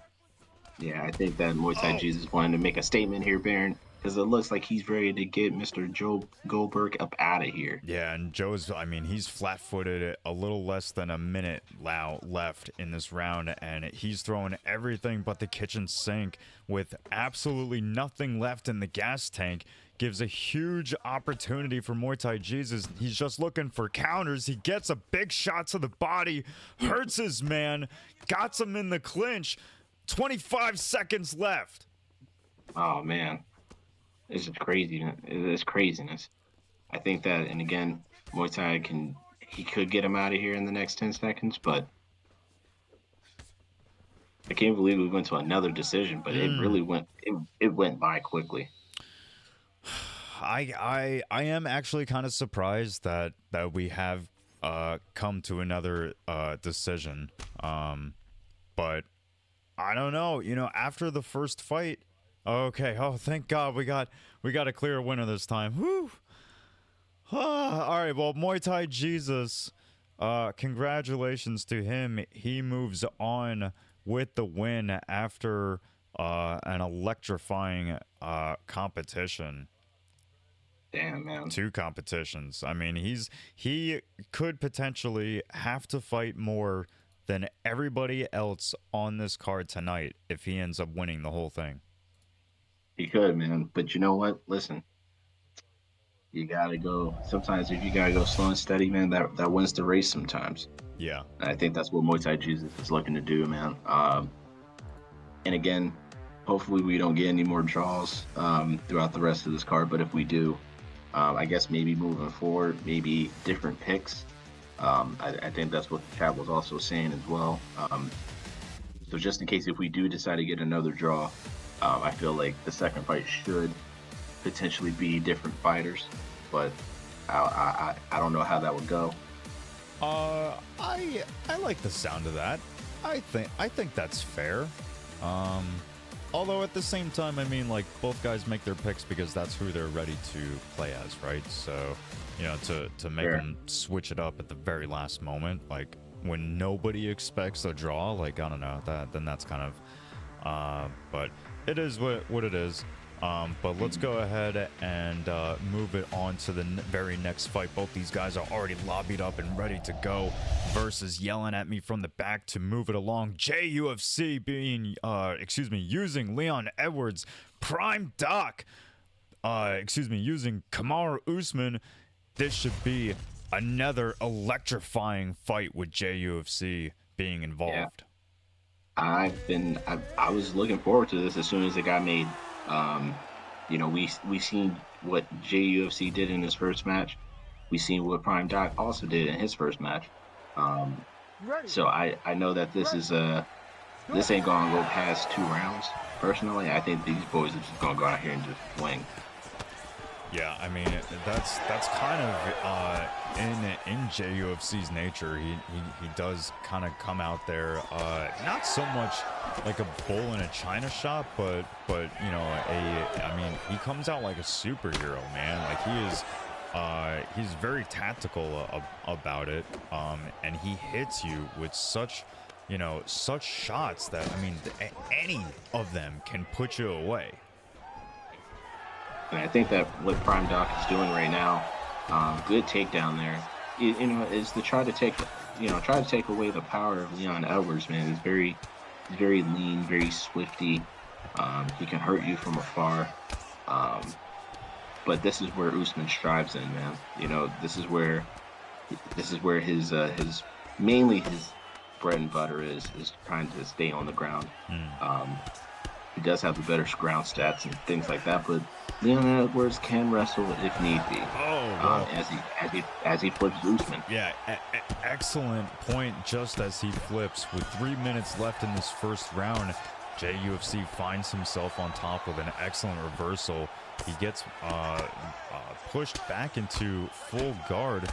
Not really the best place that Prime wants to be. I mean, still a neutral position for both guys, but with the Kamaru Usman pick, being on the back, not ideal. Not ideal at all, Baron. But we have JayUFC still just waiting for the referee to break it up, and so he does. Both guys were staying very patient JayUFC most likely, I gather, is going to get back to the aggression, back to being in his opponent's face with the combos, and so he does, trading shots in the center of the octagon as well. Less than 2 minutes left, takes a body counter. Those body uppercuts are never good for the mix session. And you know, Pudgy, I think it's kind of needless to say, but the best thing that Prime is going to be able to do for himself is to lean into his pick and start using that wrestling. I think a lot of guys really pick Kamaru Usman less for the wrestling nowadays and more for the power. Yeah, you know, you got 5-star straights and jabs, man. You know, you utilize it. He does have incredible power. Speed, though, I think that, you know, that's where Leon Edwards comes into play. Yeah. But this is always a good counter pick for one another, I would say. Oh yeah, yeah. I mean, you know, listen, these guys and their fights go down in, you know, real life UFC history, so they always are gonna have a rapport with each other, or at least a like that common denominator to be, you know, a good what's the word am I looking for? Counter, a good contrast to one another. But you know, as we can see, JayUFC landing more total strikes overall. Kamaru Usman with a couple more significant strikes, one more significant strike, excuse me, and one successful takedown. So we'll see. I'd like to see a little bit more, you know, grappling, or at least attempts to grappling by Prime Doc, if for nothing else, just to give something different for Jay to see. But Jay gets a cheeky little counter jab there in between the mess of the exchange.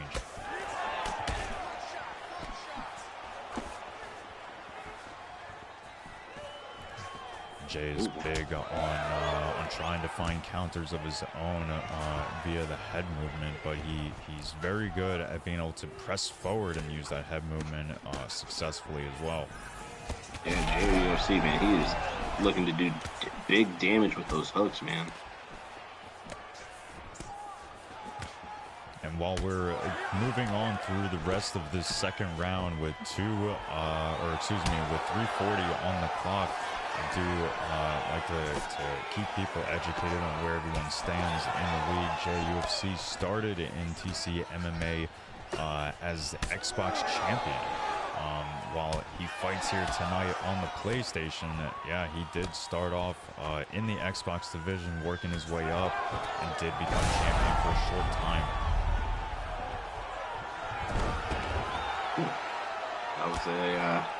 That was an interesting takedown. Feet and legs were just up in the air. We didn't know what was going on here, Barry. That's how it is sometimes. Yeah, but like you said before, man, you know, JayUFC, man, he's championship caliber. You know, and I know that we also got some former seasonal champions as well too. And I know that What Remains of Whoop is somewhere in the comments. I seen that boy Maxie. I seen him somewhere in the comments as well.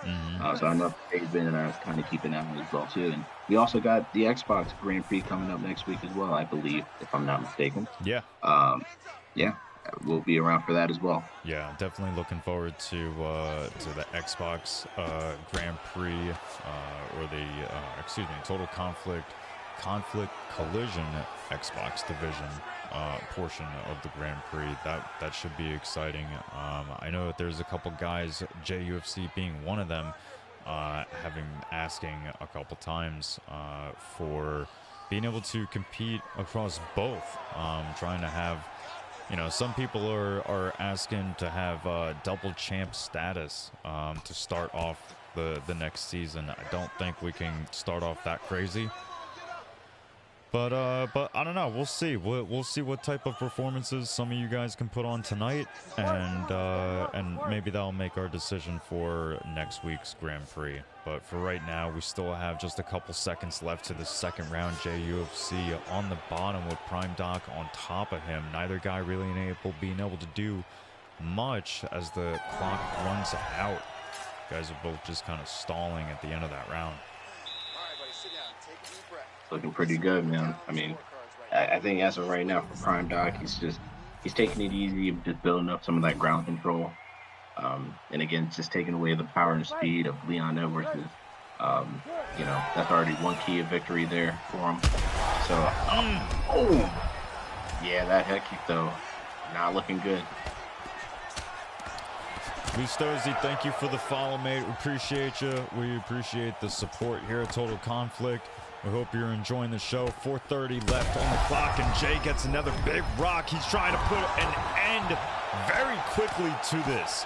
He says he shared his discomfort and his dissatisfaction with the fight thus far, but he puts himself in a terrible position. Prime Doc on top in mount.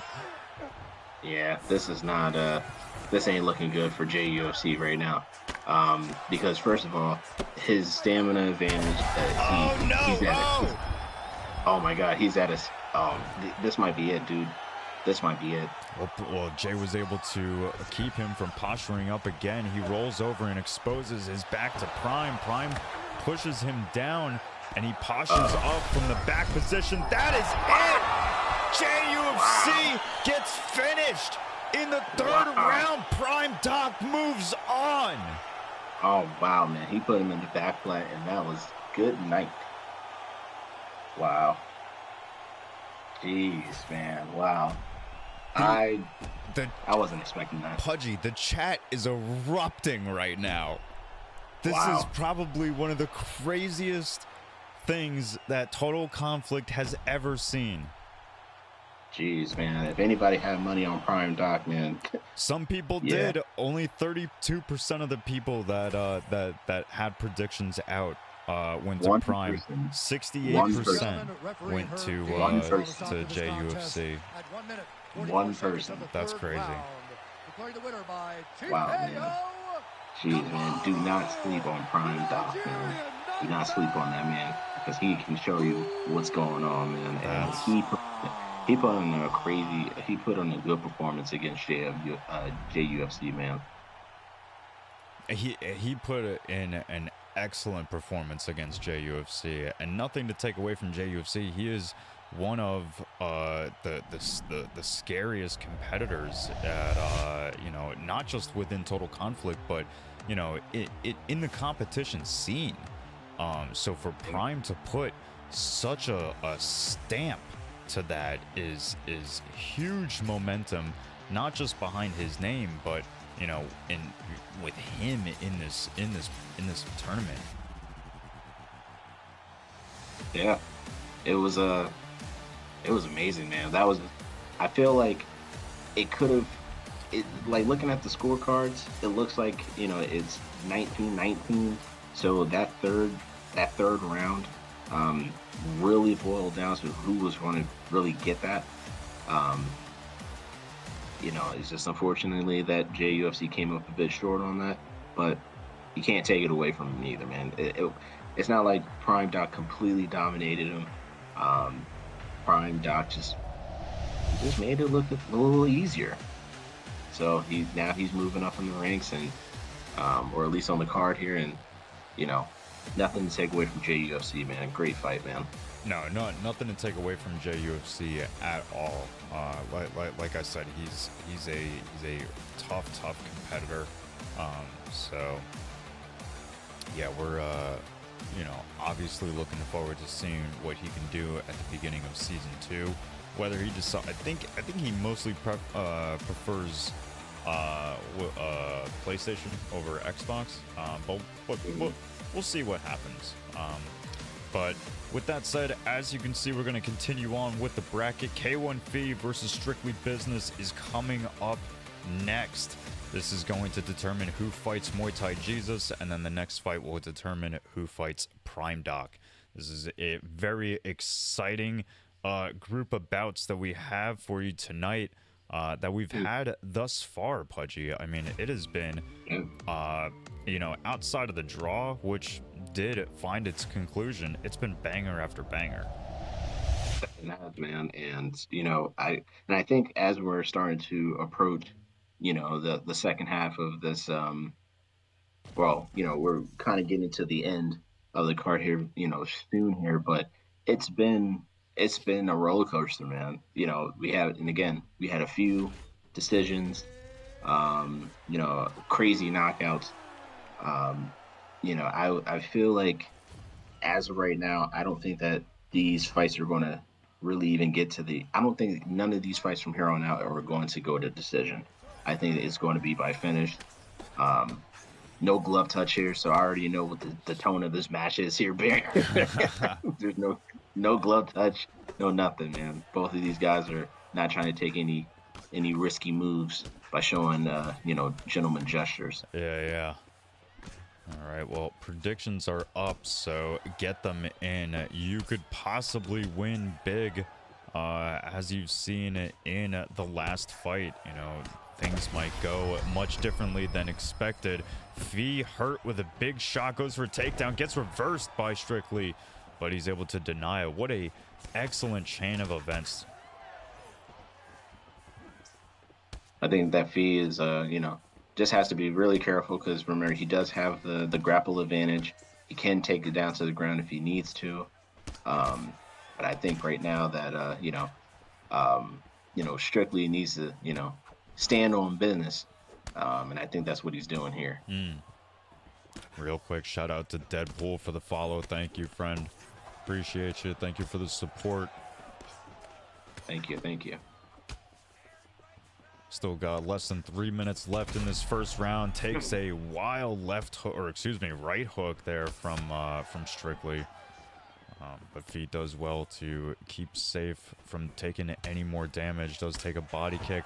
An overhand lands into the takedown attempt. Isn't able to finish it. Nicely defended there from Strictly. Yeah. Got to rip those knees right up the middle there. And it looks like that's what he was trying to do there. Nice flip uppercut there. That landed really, really clean.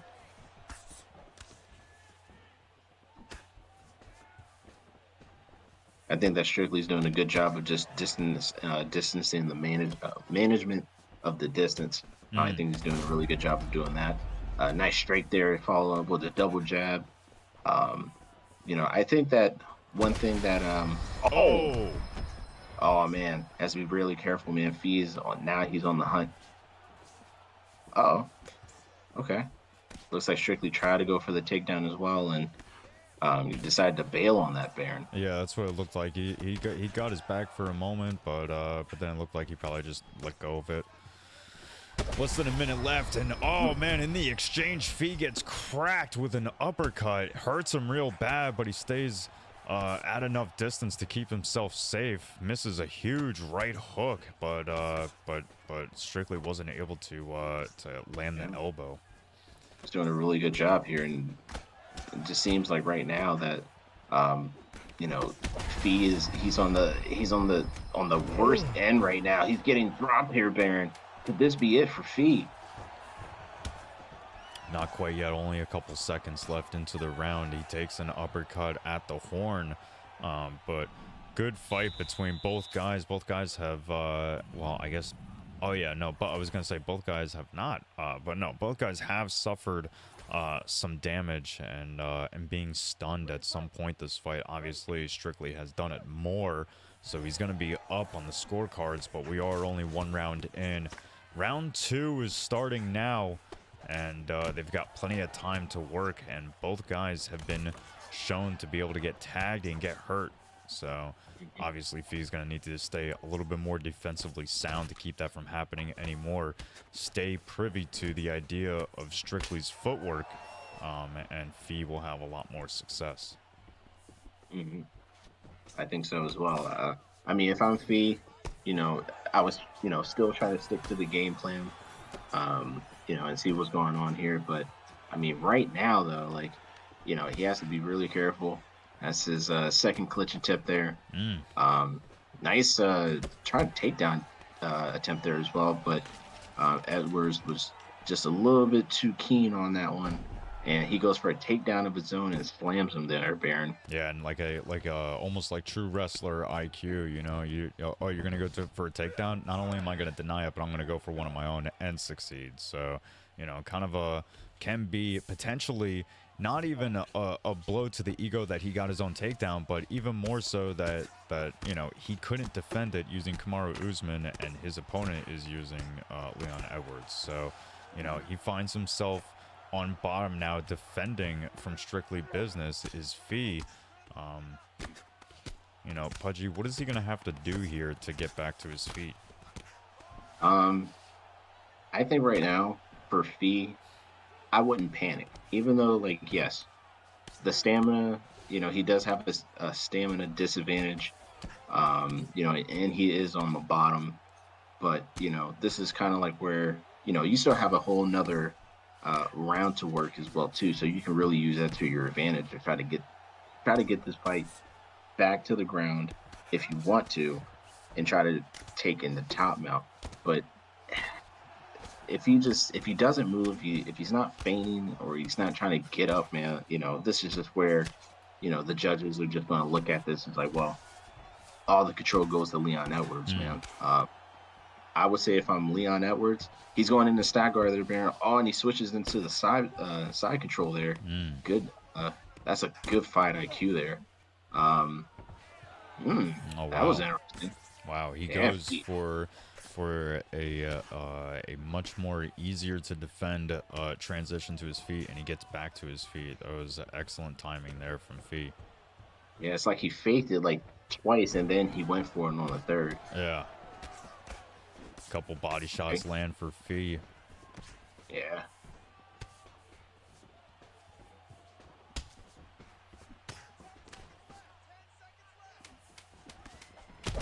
Oh, Fee suffers a big shot in the couple last seconds of this round.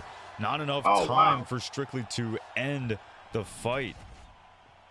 Jeez, man. Yeah, Fee is going to have to really turn up on this last match, or this last round here, Baron, because if he doesn't make any adjustments, man, this is, you know, Leon's going to win this, man. We're going to go ahead and give somebody a little timeout. A little bit of a timeout. Maybe 600 seconds or so. Listen, man, that's cool that you're employed. A lot of us are employed. But we're here for a good time, not a shitty time. So here we are, 4:10 on the clock in the start round, and that's it! Oh my God, just like that! Oh, jeez. He made it look easy, Baron. Pudgy, that's crazy. I did not realize that at all. I mean, obviously, maybe because I was, you know, I was distracted for a moment, but I mean, I did not realize that he was that hurt, that he was that ready to go. Yeah. Jeez, man. Strictly Business, standing on business. Look at that, man. Look at it. It's kind of like he made it look easy, but he really didn't make it look easy. You know, you can't just do that to Fee, man. You just can't do that. But sure enough, he did it to Fee, man. Yeah, he did. Yeah, I mean, Fee's an excellent competitor, so you know, nothing to take away from Fee. But Strictly Business did do exactly that. He stood on business and gave us all what we wanted. So we're looking forward to see more from him in a little bit. But I believe we have another fight coming up for you now. I believe we have AKA Mihrouf versus Kayhan. Yeah. So Kayhan was supposed to fight earlier on tonight, did not get that chance. So we're going to be looking forward to seeing what he's going to have for us here shortly. We have Mihrouf with Israel Adesanya, which is crazy. Kayhan looks like he took the Alex Pereira pick from MuayThaiJesus, or excuse me, from Mihrouf. Yep. So that's interesting. Pudgy, thoughts? I'm ready to see some digital violence, Baron. That's my advice. I don't have anything, man. I mean, personally, I'm unfamiliar with Kayhan. I've seen him countless times in the UFC community, and that dude is he's a tear. I will say that, man. He's very dangerous when it comes to striking, man. Don't get me wrong. Um, I think Mihrouf he's a great competitor as well, but Kayhan is different. Um, so I'm hoping that this fight, goes the distance. But just looking who the picks are, man, I don't think that it will. I don't know what your thoughts are, but Um, it's gonna be good, man. I think for a guy like Mihrouf, he can he's competitive and talented enough to make just about any pick work, right? But I think that he just favors Alex. I think that's just the one he's most comfortable with. But with that said, he needs to take that knowledge of what he knows about Alex and be aware of that and use it to his defensive tactics, because otherwise, the power of Alex is going to overwhelm him. But nice kick over the top lands for Mihrouf. And I think implement a lot of body kicks, man, is really going to slow down that stamina of Alex Pereira, because that left hand that he has is money. If he touches you with it, you're going to sleep. Yeah. That's kind of what that is. Yeah. Well, Mihrouf has been doing pretty well so far, employing the kicks both to the body and the head so far in this fight. A little over 3 minutes still left in this first round. And Mihrouf finds himself backed up against the cage. Not a familiar place for him. He's usually the one pressuring forward, but he's going to have to start adding more kicks to the body, which is, adding up for him, Pudgy. You can see it. That stamina is really draining away from Alex. Yeah, I think that if Israel starts to implement a lot of, maybe some knees to the body, maybe some teep kicks, and also, oh man, nice overhand there, and a nice elbow counter there. Oh, but Mihrouf gets the shot to the body, misses a huge kick. The damage is collecting. That's a crazy chain of events here, Baron. That was wild. Damn, they're training flying knees, man. That's nuts. This is wild. Well, Mihrouf finds himself in the center, getting pushed back a little bit with the clinch. A little over a minute left still to this round. They only have 3 rounds still. I don't think we'll even see our first 5 round until the very last fight. But we are still in this one, and it is becoming more and more dangerous for both guys as the seconds count down. Nice body shots there from Mihrouf.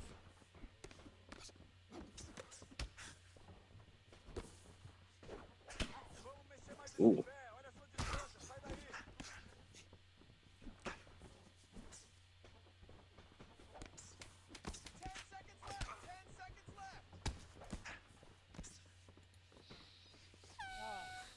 Nice. Man, what a first round. Yeah. What a first round, Baron. Yeah, crazy first round. I mean, that's that first round had a couple blitzes of really, lightning like exchanges. So look at this huge kick over the top, puts Mihrouf in a terrible position to get a shot over the top in. That was massive for Kayhan. But we move on into the second round.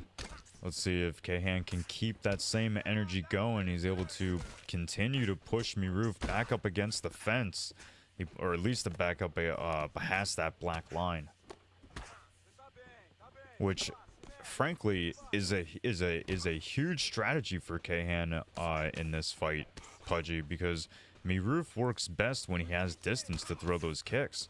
The kicks are part of Mihrouf's, is a essential part of Mihrouf's game. But as I say that, Mihrouf lands a heavy fist only 4-fist combo on Kayhan that hurts him. Yeah, he's done a really good job of really attacking the body when it's needed, man. Because I mean, Oh, oh, what a oh, flying knee, and that's a nice body kick. oh, Oh, this might be it for Kayhan, man.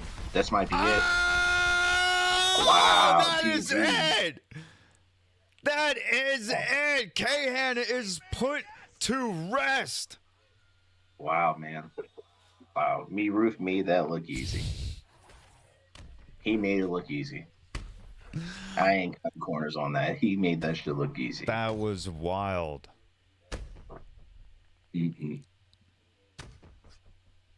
Craziness, man. And this is what you see at Total Conflict every Sunday.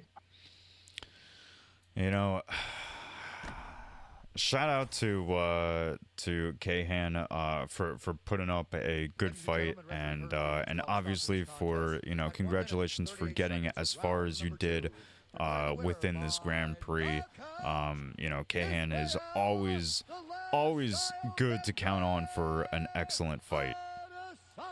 Yeah, I mean, you can never count that out, man. I mean, having both of these guys even just to go the distance as much as that did, um, not just for the fight, but just the whole Grand Prix in general, man. It's not easy when you just got some of like the best guys, you know. And this wasn't easy for Mihrouf either. So props to him, man. He advances, and great to at least see Kayhan at least competing back in, you know, at least back in the scene. I know that he's been away for a little bit, but great to see him here too, man. Yeah, it's, I mean, you know, listen, it's always great to see these competitors. You know, it for me personally, it always sucks when they step away for any reason, but obviously, you know, real life takes precedence over everything else. So, you know, but at the same time, we always support our competitors when they decide to come back. So, real quick, let's take a look at what we have left to our bracket, right? MuayThaiJesus versus Strictly Business, the fight of which is going to be coming up next, is going to decide who fights in the finals of Conflict Collision. MuayThaiJesus versus Strictly Business up next, and then after that, Prime Doc versus AKA Mihrouf. This Grand Prix has been nothing but fireworks, Pudgy. I've been excited ever since we started this damn card, man. I knew that this was going to be fireworks from top to bottom, and I'm glad to be calling with you, and thank you for always having me on every Sunday, man. I really appreciate it. 100%. We're always happy to have you here, Pudgy. So, you know, to have you here a part of this Grand Prix is, you know, is something, you know, it would be incomplete if you weren't here. But with that said, MuayThaiJesus with Israel Adesanya and Strictly Business with Dricus du Plessis. The first time we've seen Dricus in this Grand Prix tonight. I believe, right? I don't think we've seen anybody use Dricus yet. Nope. This is the first one. Crazy stuff, man. Crazy stuff indeed. It has been nothing but action tonight. So for all of you that are watching, have been watching, we appreciate you and all your support here at Total Conflict. The predictions are up. Get them in now while you can. The points could be massive.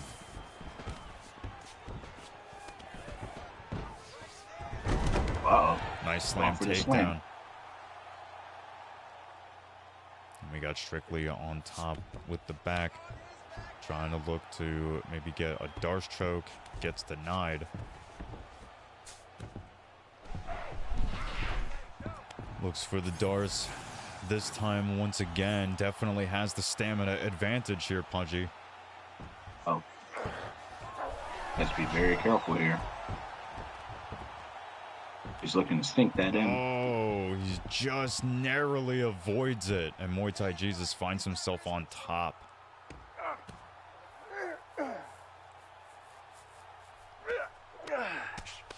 Doing nice little fakes there. Nice knees to the body there.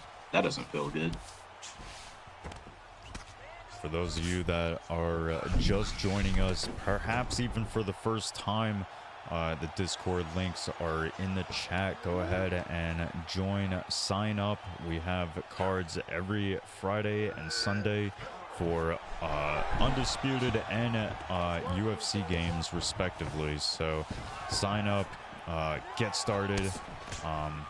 You know, I could go into detail, but we have all sorts of things that are involved with Total Conflict that make it, you know, its own unique and special thing. But we have just a little over 2 minutes left to this first round. Both fighters are stood back up and looking to bang in center.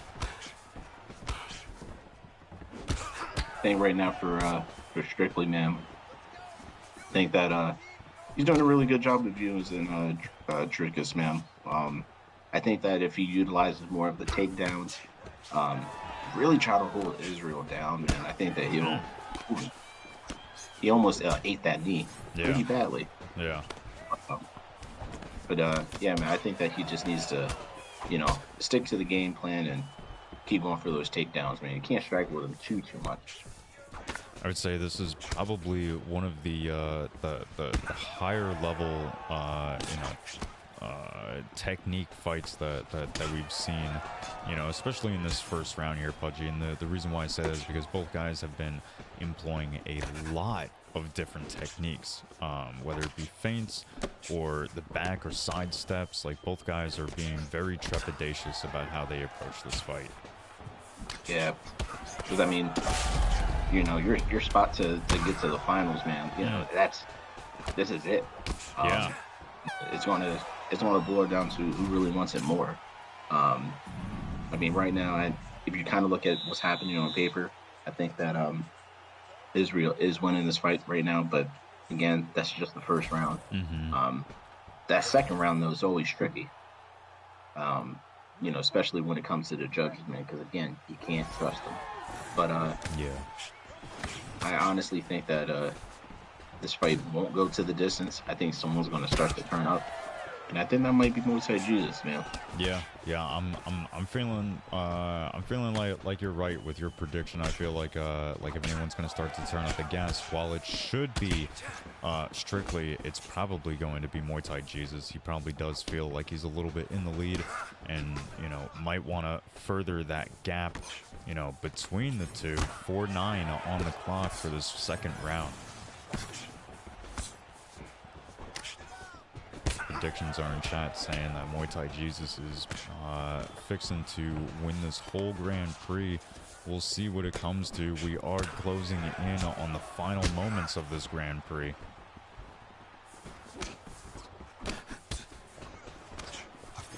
Ooh, nice uppercuts.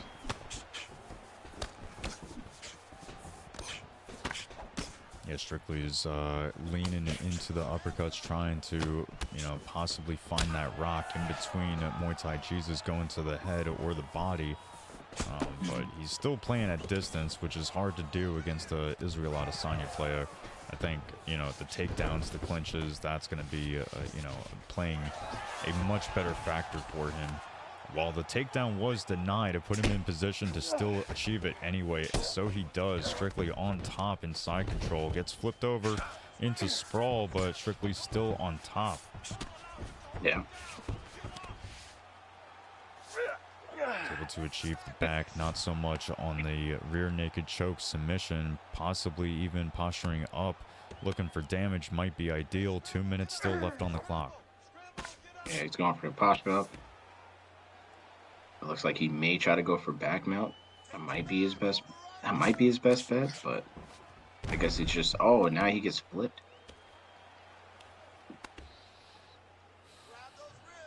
Nice denial from Strictly being on the bottom. He moves into half guard, a little bit of a safer position, but not the safest in the world.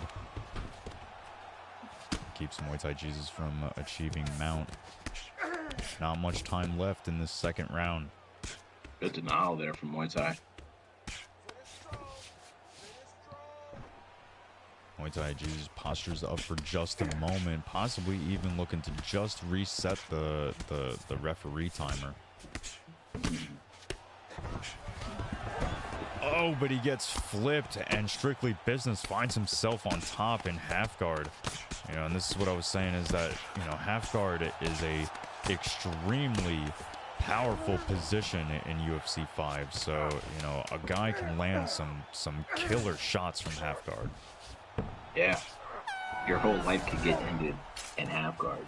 Yeah. Like, Yeah, very quickly. I think it's literally just as powerful as someone being in the top mount position. So me personally, I think that like if you're able to posture up in half guard and really bring down some heavy damage, not to just the head, but also to the body as well, Baron, you know, that really kind of gets your opponent, you know, second guessing as to do I really want to be here or not, you know? Yeah, 100%, 100%. Well, here we go with the third round, 4:45 still left on the clock. And, you know, this has been, you know, less of a back and forth fight, while still competitive. It feels like Strictly has just not been able to really find enough, you know, enough ground, enough of a foundation to really get anything going in this fight. Oh, but he's able to slip and counter with the uppercut. Misses the counter window. It just was not triggered for him for whatever reason. But, you know, he's still able to land the damage nonetheless. Gets in the clinch, avoids the takedown. And then another slip uppercut triggers the counter window there. That was excellently done.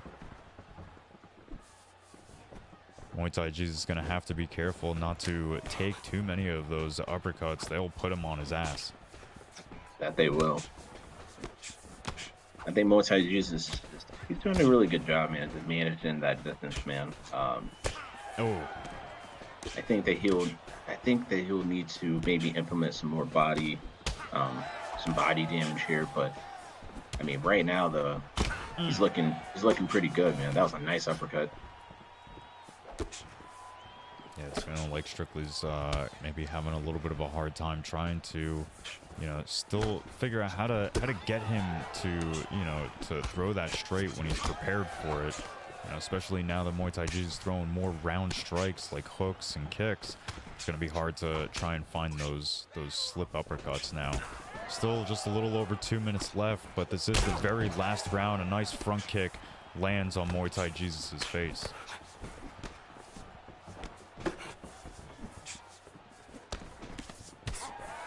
Oh, a nice uppercut, just able to sneak through the guard. Nice teeth.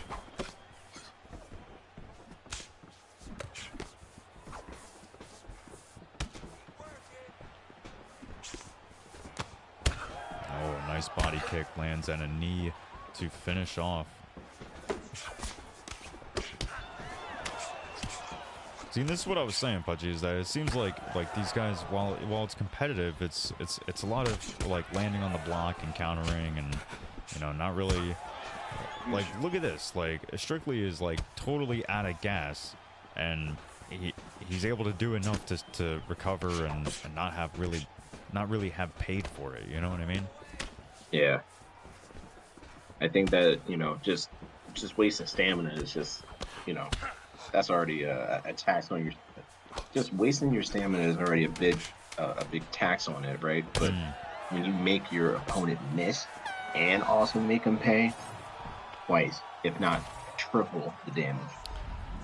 Wow. And it goes to wow. Okay. Well, Pudgy, I don't know. Perhaps you and I were both looking at a completely different fight.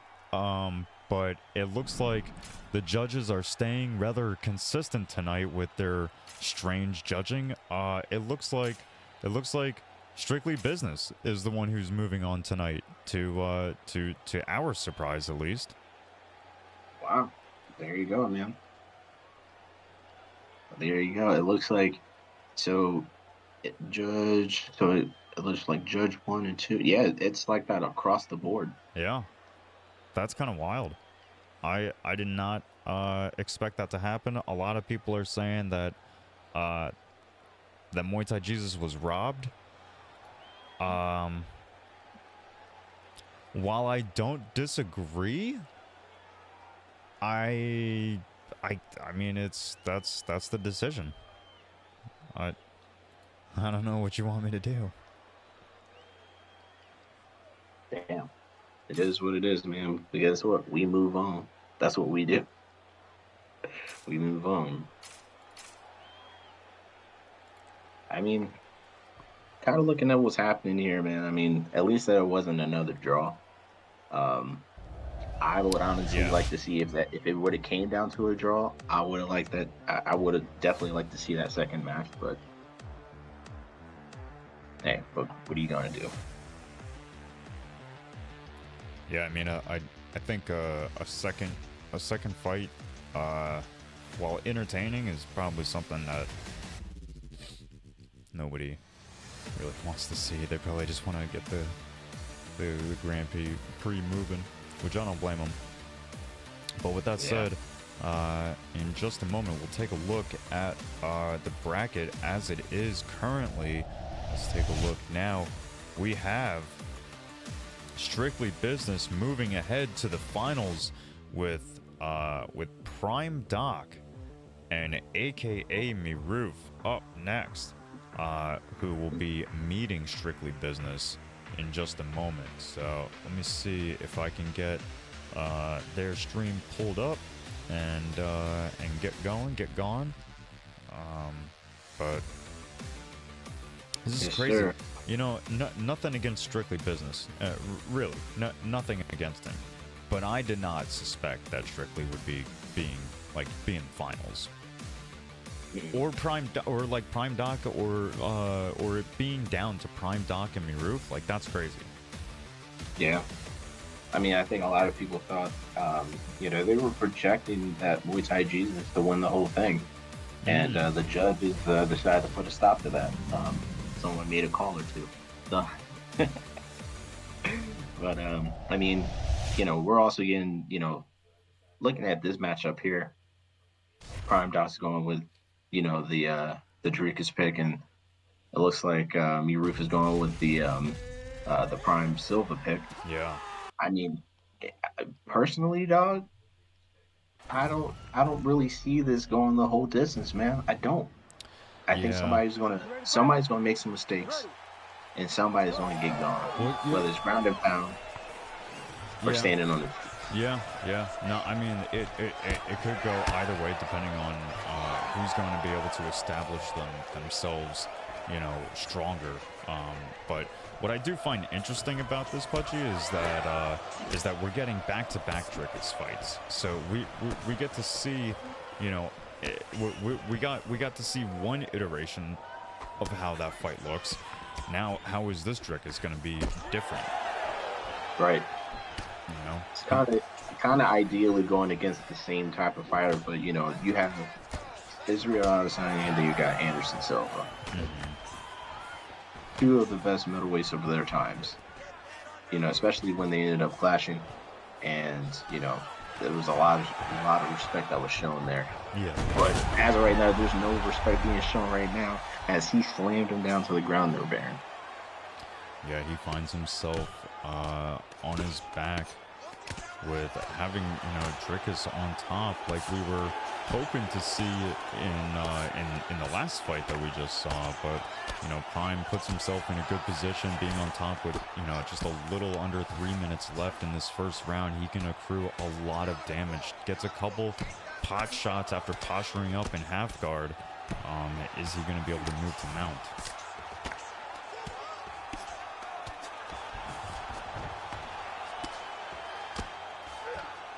So far, not much action, and as I say that, he's able to position himself to move back to full guard.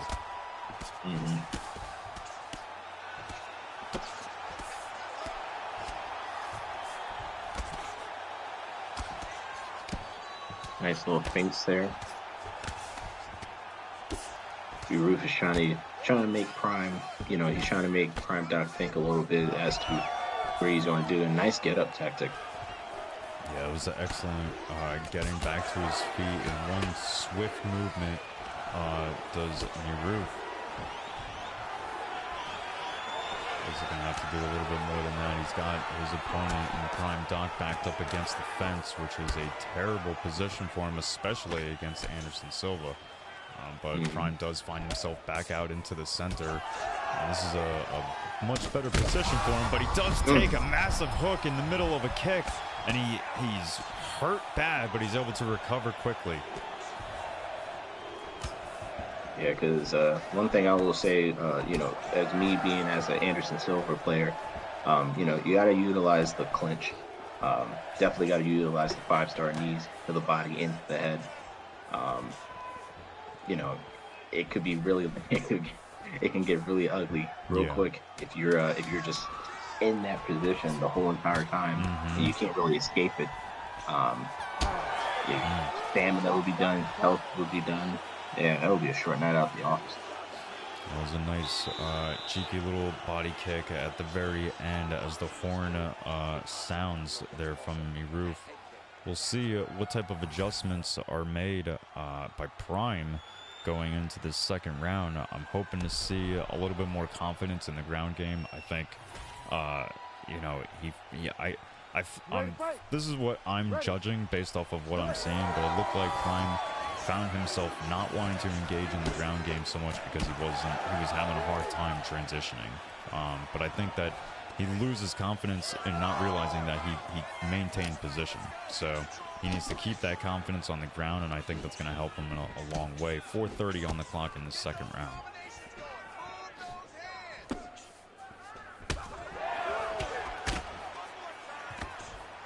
Nice full body action here from both guys. I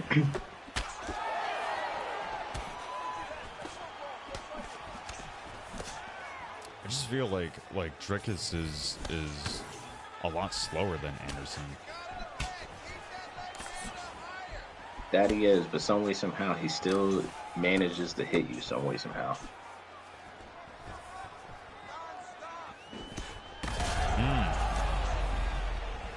Mihrouf is still doing a good job at staying in distance.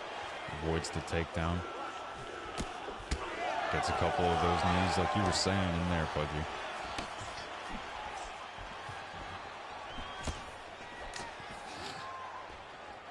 Tries to throw an elbow of his own there, but Prime Dog was not able to land it.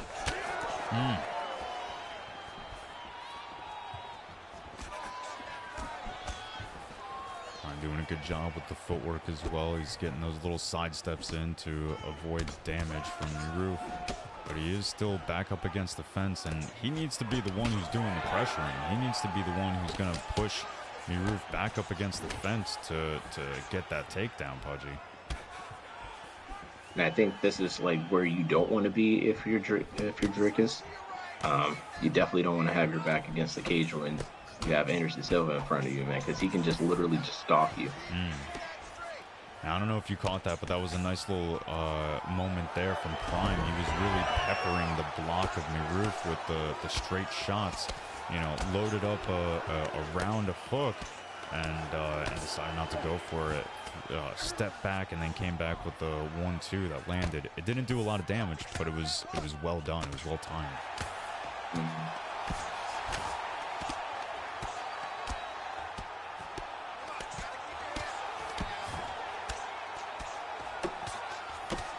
Did we even get predictions for this fight going? That I couldn't tell you. I don't know. I thought I saw them, but well, it may not matter because Prime is in position to maybe steal this fight away. 30 seconds left in the second round. He's denied from posturing up, but he is in the most advantageous position in the game, being mount. He's starting to posture up, lands a huge elbow. Yeah. That block completely disappeared when he dropped that elbow.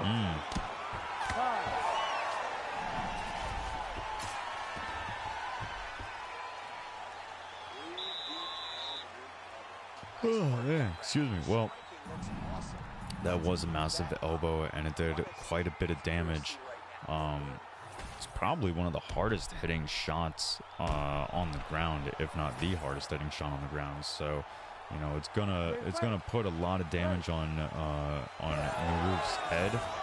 So he's gonna have to be careful about that, even in the stand-up, from which he's been winning, you know, most of the bout in. Yeah. I mean, Mihrouf has just been looking fantastic throughout this whole entire fight, man. He's been very clean with his striking. You know, he's not over committing. He's not doing anything to kind of put him in a bad position. Um, But if I was Prime Doc, man, you know, still utilize, you know, the takedowns and stuff like that. But I feel like he may need a finish. Possibly, yeah. I mean, Prime might also be feeling that, Pudgy. He's starting to really press forward and not give Mihrouf too much space. He does go for the takedown, tries to turn it, it gets denied. Mihrouf very smart about this. He gets a couple knees off and really hurts him with the shot, but the uppercut catches him on the inside. Goes for a takedown again. Mihrouf is able to deny it through the recovery. That was very well done. Yeah, I felt like if he would have ripped those knees to the body, man, I think this would have been a completely different turn in the fight here. I think that you know, Prime Doc is doing a good job of not, and again, he's not overcommitting, even though he did stun Mihrouf.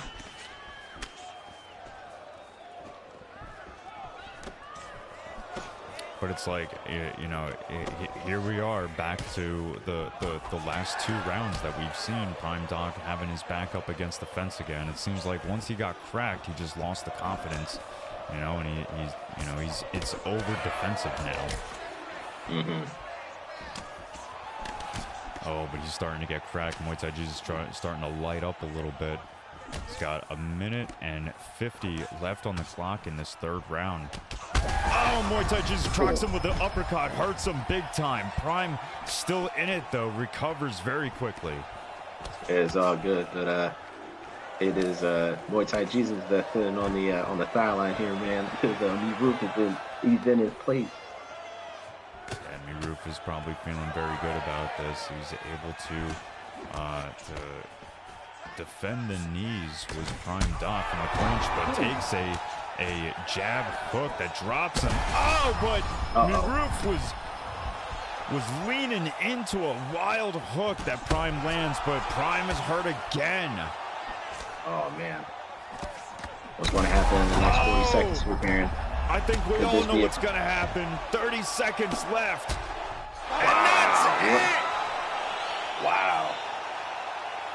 Mihrouf puts a quick and vicious stamp to the end of this fight with some very quick shots against the fence here, Pudgy, and that puts him in position for the finals. Real quick, I am bad at game. Hey, thanks for the follow, G. Thank you, fam. We appreciate you. But wow, congratulations to Mihrouf on a stellar win. Yeah, somebody. Yeah, I just kind of looking at the way how these scorecards are. It looks like that Prime definitely needed to win at least round 3. That last round could have went to anybody because both of these guys started to damage one another. Again, can never leave it to the judges, but I'm glad that Mihrouf was able to find a way to stay consistent, even though that he was getting rocked as well. And he found a way to win, man. So, you know, there's nothing that you can take away from Prime Doc up until this point, man. You know, he had to, you know, face against some tough opponents to even get to this spot. So hats off to him as well. But now we're getting down to the very last fight of this Grand Prix, Mr. Barron. I don't know about you, man.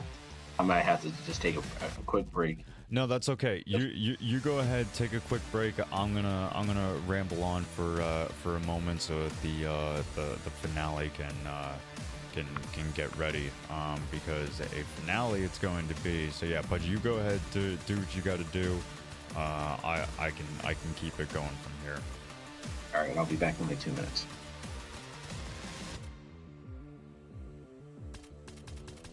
Jeez, 2 minutes. I didn't. Hold on. I didn't realize you. Hold on. I said I could keep it going for a minute. I didn't say a whole 2 minutes. Jeez. Hold on. All right, but no, for real though. You know, first of all, this has been the first moment that we've really been able to, take a moment, take a step back from the competition. It's just been match after match after match. And this is the first moment that we've really had the opportunity to say, to everyone who's behind the scenes, who helps Total Conflict be what it is, be the excellent show that it is between Versatile, Coxie, and Maxi, Spooky, when he's able to help out, Asher, and all the different things that he's been able to suggest and help us out with. Everybody that has been able to help with Total Conflict, you guys are the MVPs. Even Versatile, who is who's the outright owner of Total Conflict. What in the holy hell is this jazz? I did not ask for this. But yeah, you guys are awesome. We appreciate you. But we are getting set for the final fight. What are you guys in chat thinking about this final fight? Strictly Business versus AKA Mihrouf. Some people in chat were saying that MuayThaiJesus was gonna take it all, and yet, it seems that has been robbed, not just from MuayThaiJesus, but, from all of those who were, betting on him to win this whole thing. So, we'll see what happens. But I'm interested to see what others are thinking about how this Grand Prix has turned out so far. If you guys don't know, I was very interested in this Grand Prix and very interested in getting this Grand Prix started. As a matter of fact, I think I was the first one to bring up the idea of the Grand Prix. I was like, guys, nothing is going to be better for Total Conflict more than a Grand Prix. It's gonna be so helpful. Trust me. Everybody fought me on it. No, let's not do a Grand Prix. No, it's verse all of them. They all fought me on it. I was like, guys, just trust. And here we are in the final moments of Total Conflict, Conflict Collision, the PlayStation division of the Grand Prix. We are also going to have an Xbox portion of the Grand Prix next week, and obviously something similar for Total Conflict Undisputed. Now that first season is over, we'll probably be doing a Grand Prix similar. All depends on the signups, but Pudgy has returned. We are back and ready to go. Let's see if Verse has given me if Verse has not given me permission to go, but it looks like I don't need it because both of our finalists are ready to go. They are lobbied up, and yeah, let's go ahead and push it on over to them. Let's not let the viewers wait any longer. Pudgy, let us not wait any longer. This is the most extreme case of violence that we have been waiting for. The predictions are up. Strictly Business versus Mihrouf. This is gonna be crazy. It is gonna be nuts, man. And honestly, we've gotten to this very point, man. We've been rocking out for about 2 hours now, and it's been exciting from top to bottom. Despite of some of the lackadaisical decisions that we may have gotten, but other words than that, it's been nothing but pure violence. It certainly has. Well, 5 rounds are scheduled for the final fight of this Grand Prix tonight. We have another Israel Adesanya being used by Mihrouf, Dricus Duplessis being used by Strictly Business. We'll see if these guys have it in them to use their picks to the best of their abilities to find victory and be crowned as Season 2, start of Season 2, Total Conflict PlayStation Champion. Yes, sir.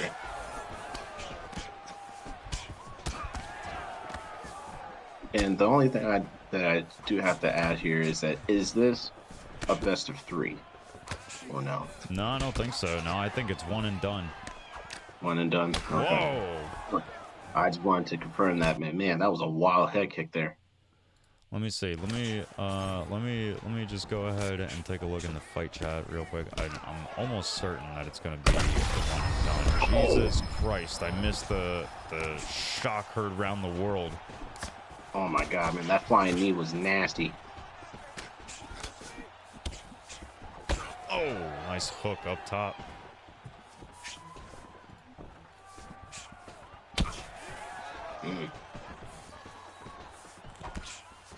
First style says it's one and done.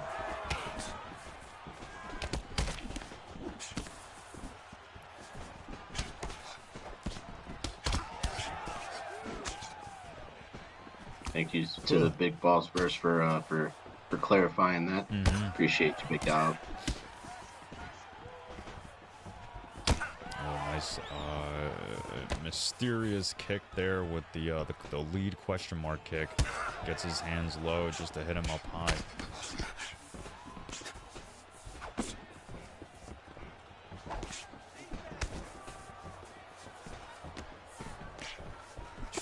And it seems like after a quick bout of you know, extreme violence, both guys have kind of, you know, realized like, oh, okay.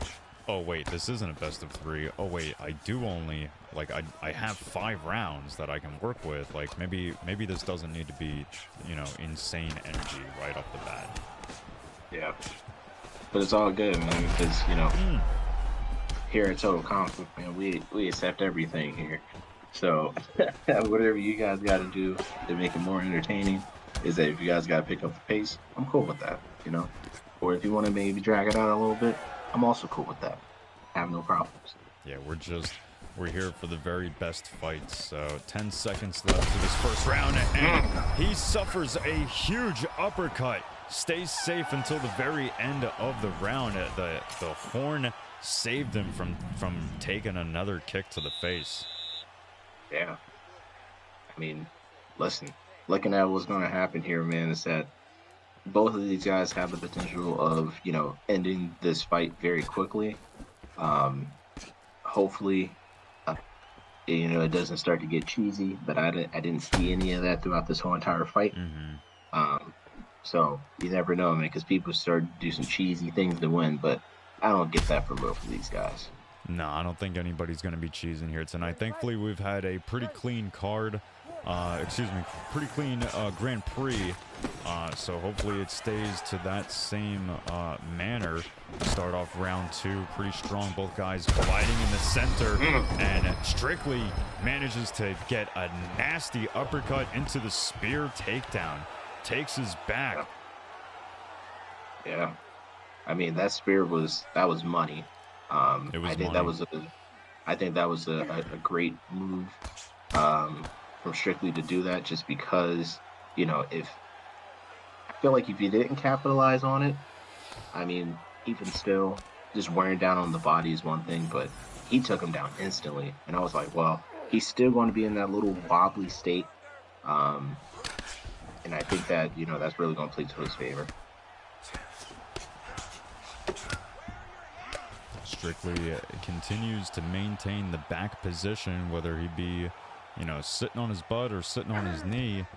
He postures up, looking to get a couple shots off, but they're defended very well from Mihrouf. Mihrouf gets back to his feet, but Strictly maintains the back, pulls him back down. Very nicely done.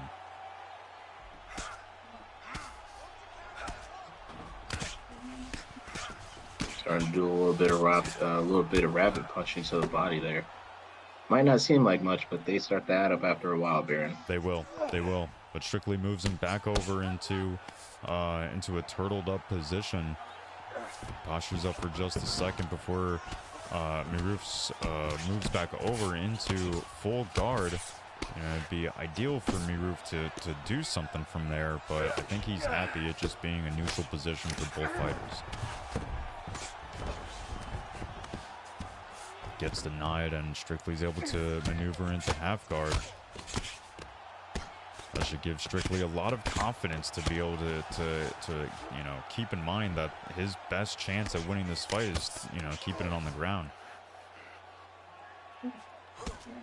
Let me remind people as we are going into the last minute of this second round of this final fight tonight that the Season 1 PlayStation Champion chose not to compete in this Grand Prix.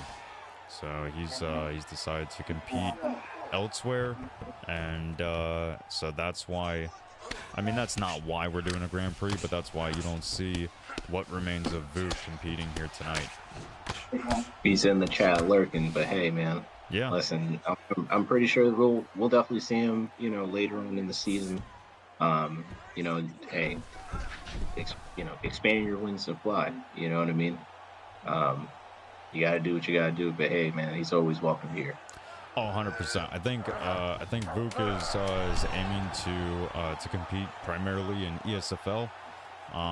And you know, we're hoping that you know, we can see more of our Total Conflict competitors go on and fight in ESFL, because that's sure. Obviously the biggest stage, and you know, at the end of the day, that's what we put these shows on here for, Pudgy. We put them on here for the competitors. The competitors are, you know, the focal point of Total Conflict. Yeah, for sure, man. And then shout out to ESFL, man. Shout out to Prime Time. You know, shout out to GFC. Shout out to all the other leagues out there, man. You know, doing you guys' thing. MFL. It's always great to see at least, you know, just fight leagues all around, man. Just, you know, just at least trying to keep up, you know. And I'm glad that we're also a part of this as well, too. 100%. Well, here we find ourselves in the third round of this title fight for the vacant title to start off Season 2 of Total Conflict MMA. It's, you know, for me personally, Pudgy, it's hard for me to determine. I'd like to hear from chat, you know, what people's thoughts are on who's been winning this fight, with us being in the third rounds right now. 3:40 still left on the clock. StrictlyBusiness finding himself in a familiar place. Right. I mean, right now, like, just kind of seeing where Mihrouf is kind of at right now. He has to do something different, man. He can't keep getting taken down by Dricus. Nice denial there. He's gonna have to try to work that body. I feel like he has the range to do it. He has the opportunities. He can really turn this thing back out, man. It only just takes one shot. Oh, a nice slip into the uppercut from Mihrouf. You know, the takedowns and the clinch really mitigate the best parts of Mihrouf. Mihrouf takes a big uppercut that hurts him, and right into the spear takedown, again achieved by StrictlyBusiness. 2:10 left on the clock in this third round. He tries to go for the crucifix, not able to get it, but Mihrouf not able to find a better or safer position. I think right now that StrictlyBusiness, man, he's standing on business. He's doing what he needs to do to, like, at least secure some points on the board for the judges here.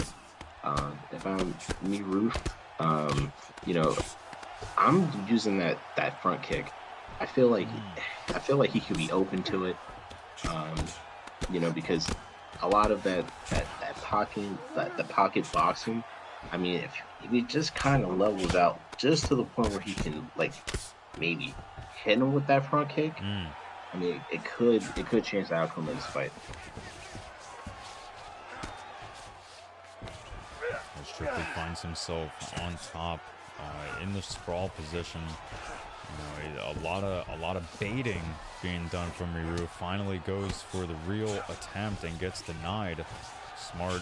Smartly done by StrictlyBusiness, keeping good control of the position. I mean, this is huge confidence boost for Strictly. If there was any doubt in his mind, it's got to be escaping him now. Right. I mean, kind of going now into this next round, man. I mean, I want to see something different. You know, I got to see something different come from Israel. Because right now, he's just getting dominated right now, and it's not looking good. Yeah. Yeah, I mean, this is, oh my goodness, Mihrouf takes another uppercut and then another spear takedown. That's got to be the second or third time it's been in that same sequence, Pudgy. Yeah. I think it's right now I don't know what he's not being aggressive enough. I don't know, man. I don't really know what's going to take for Mihrouf to really realize this, but now he has to be. Yeah, this is not looking good. No, it's not looking good at all.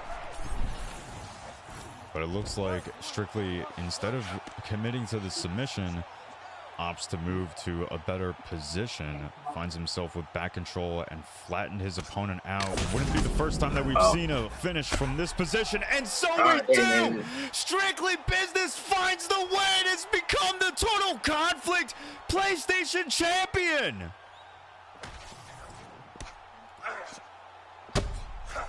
What a performance. Unbelievable. Look at that, man. Look at that, man. That was just, oh my God. Look at that. Unbelievable. Pudgy, I'm sorry for screaming in your ear. I hope I didn't, bust any eardrums, but unbelievable. I never in my days thought that we would see Strictly Business, nothing to take away from him. He's an excellent competitor, but I never thought that we would see him be so committed to obtaining a Total Conflict title. And so he does here tonight at Total Conflict MMA Conflict Collision. He has been granted the title of PlayStation Champion, and he will be starting off the new season as the PlayStation Champion. Man, what a ride it's been for Strictly, man. All the adversity that he had to face, that he had to overcome to get to this position here, man. Like, you would have never thought that, hey, Strictly Business would be, where he is if he didn't have the skill and mindset that he possesses, man. And he did everything right by the book. I'm happy for him. I'm glad to see that, he has become a champion. And hey, listen, now here comes the title reign. How long can you, defend that PlayStation Championship? Because hey, we're looking to to start some some Total Conflict league records here, and that's definitely possible if you just stick to what you need to do and just do everything by the book, man. I'm excited even for the next week's Grand Prix is going to be even crazier. Yeah. I'm looking forward to that, man. Yeah, very much looking forward to the Xbox division portion of the Grand Prix, which will be same time, same place next week. But with that said, your Grand Prix PlayStation Division Champion is awarded to Strictly Business. Congratulations to him. I think what the best part about this win is that we saw so many Dricus Duplessis competitions and attempts, and if anybody did it best tonight, it was Strictly. So all the best to him. Looking forward to seeing what he can do as Total Conflict's new PlayStation Champion. But with that said, this is it, y'all. We have made it to the conclusion of tonight's Grand Prix. We are going to be rating a channel as we exit tonight. Pudgy, before we get out of here, do you have any final words for all of our viewers? Tune in for next week as we we crown a new Xbox champion for Total Conflict as well. Be looking forward to calling that with you as well too, Baron. And always and again, for the fans, the viewers, this isn't possible without you guys being here and dedicating your Sundays to us, man. So much love to you guys. Hopefully you guys enjoy the rest of your day. If you guys are into sports, hey, football games is on, and everything like that in between. So that's all I got, Baron. Nice. Well, much to Pudgy's sentiment, yes, thank you so much for everyone that has joined us tonight. You guys are what truly make it the most special and the most worth it doing it for. But With that said, we are on all the social platforms, so go ahead and follow us on there. If you're on it, we're on it. You know, you'll find us. Look up Total Conflict Esports wherever you go. You'll find us. But we are about to get out of here. If you're not already in the Discord, the links are pinned at the top. Hop in, sign up, get involved, and you can be a part of an excellent, really fun community. But with that said, that's Pudgy. I'm Baron Von Jedi. Be real, be good, be real good. Peace. Peace.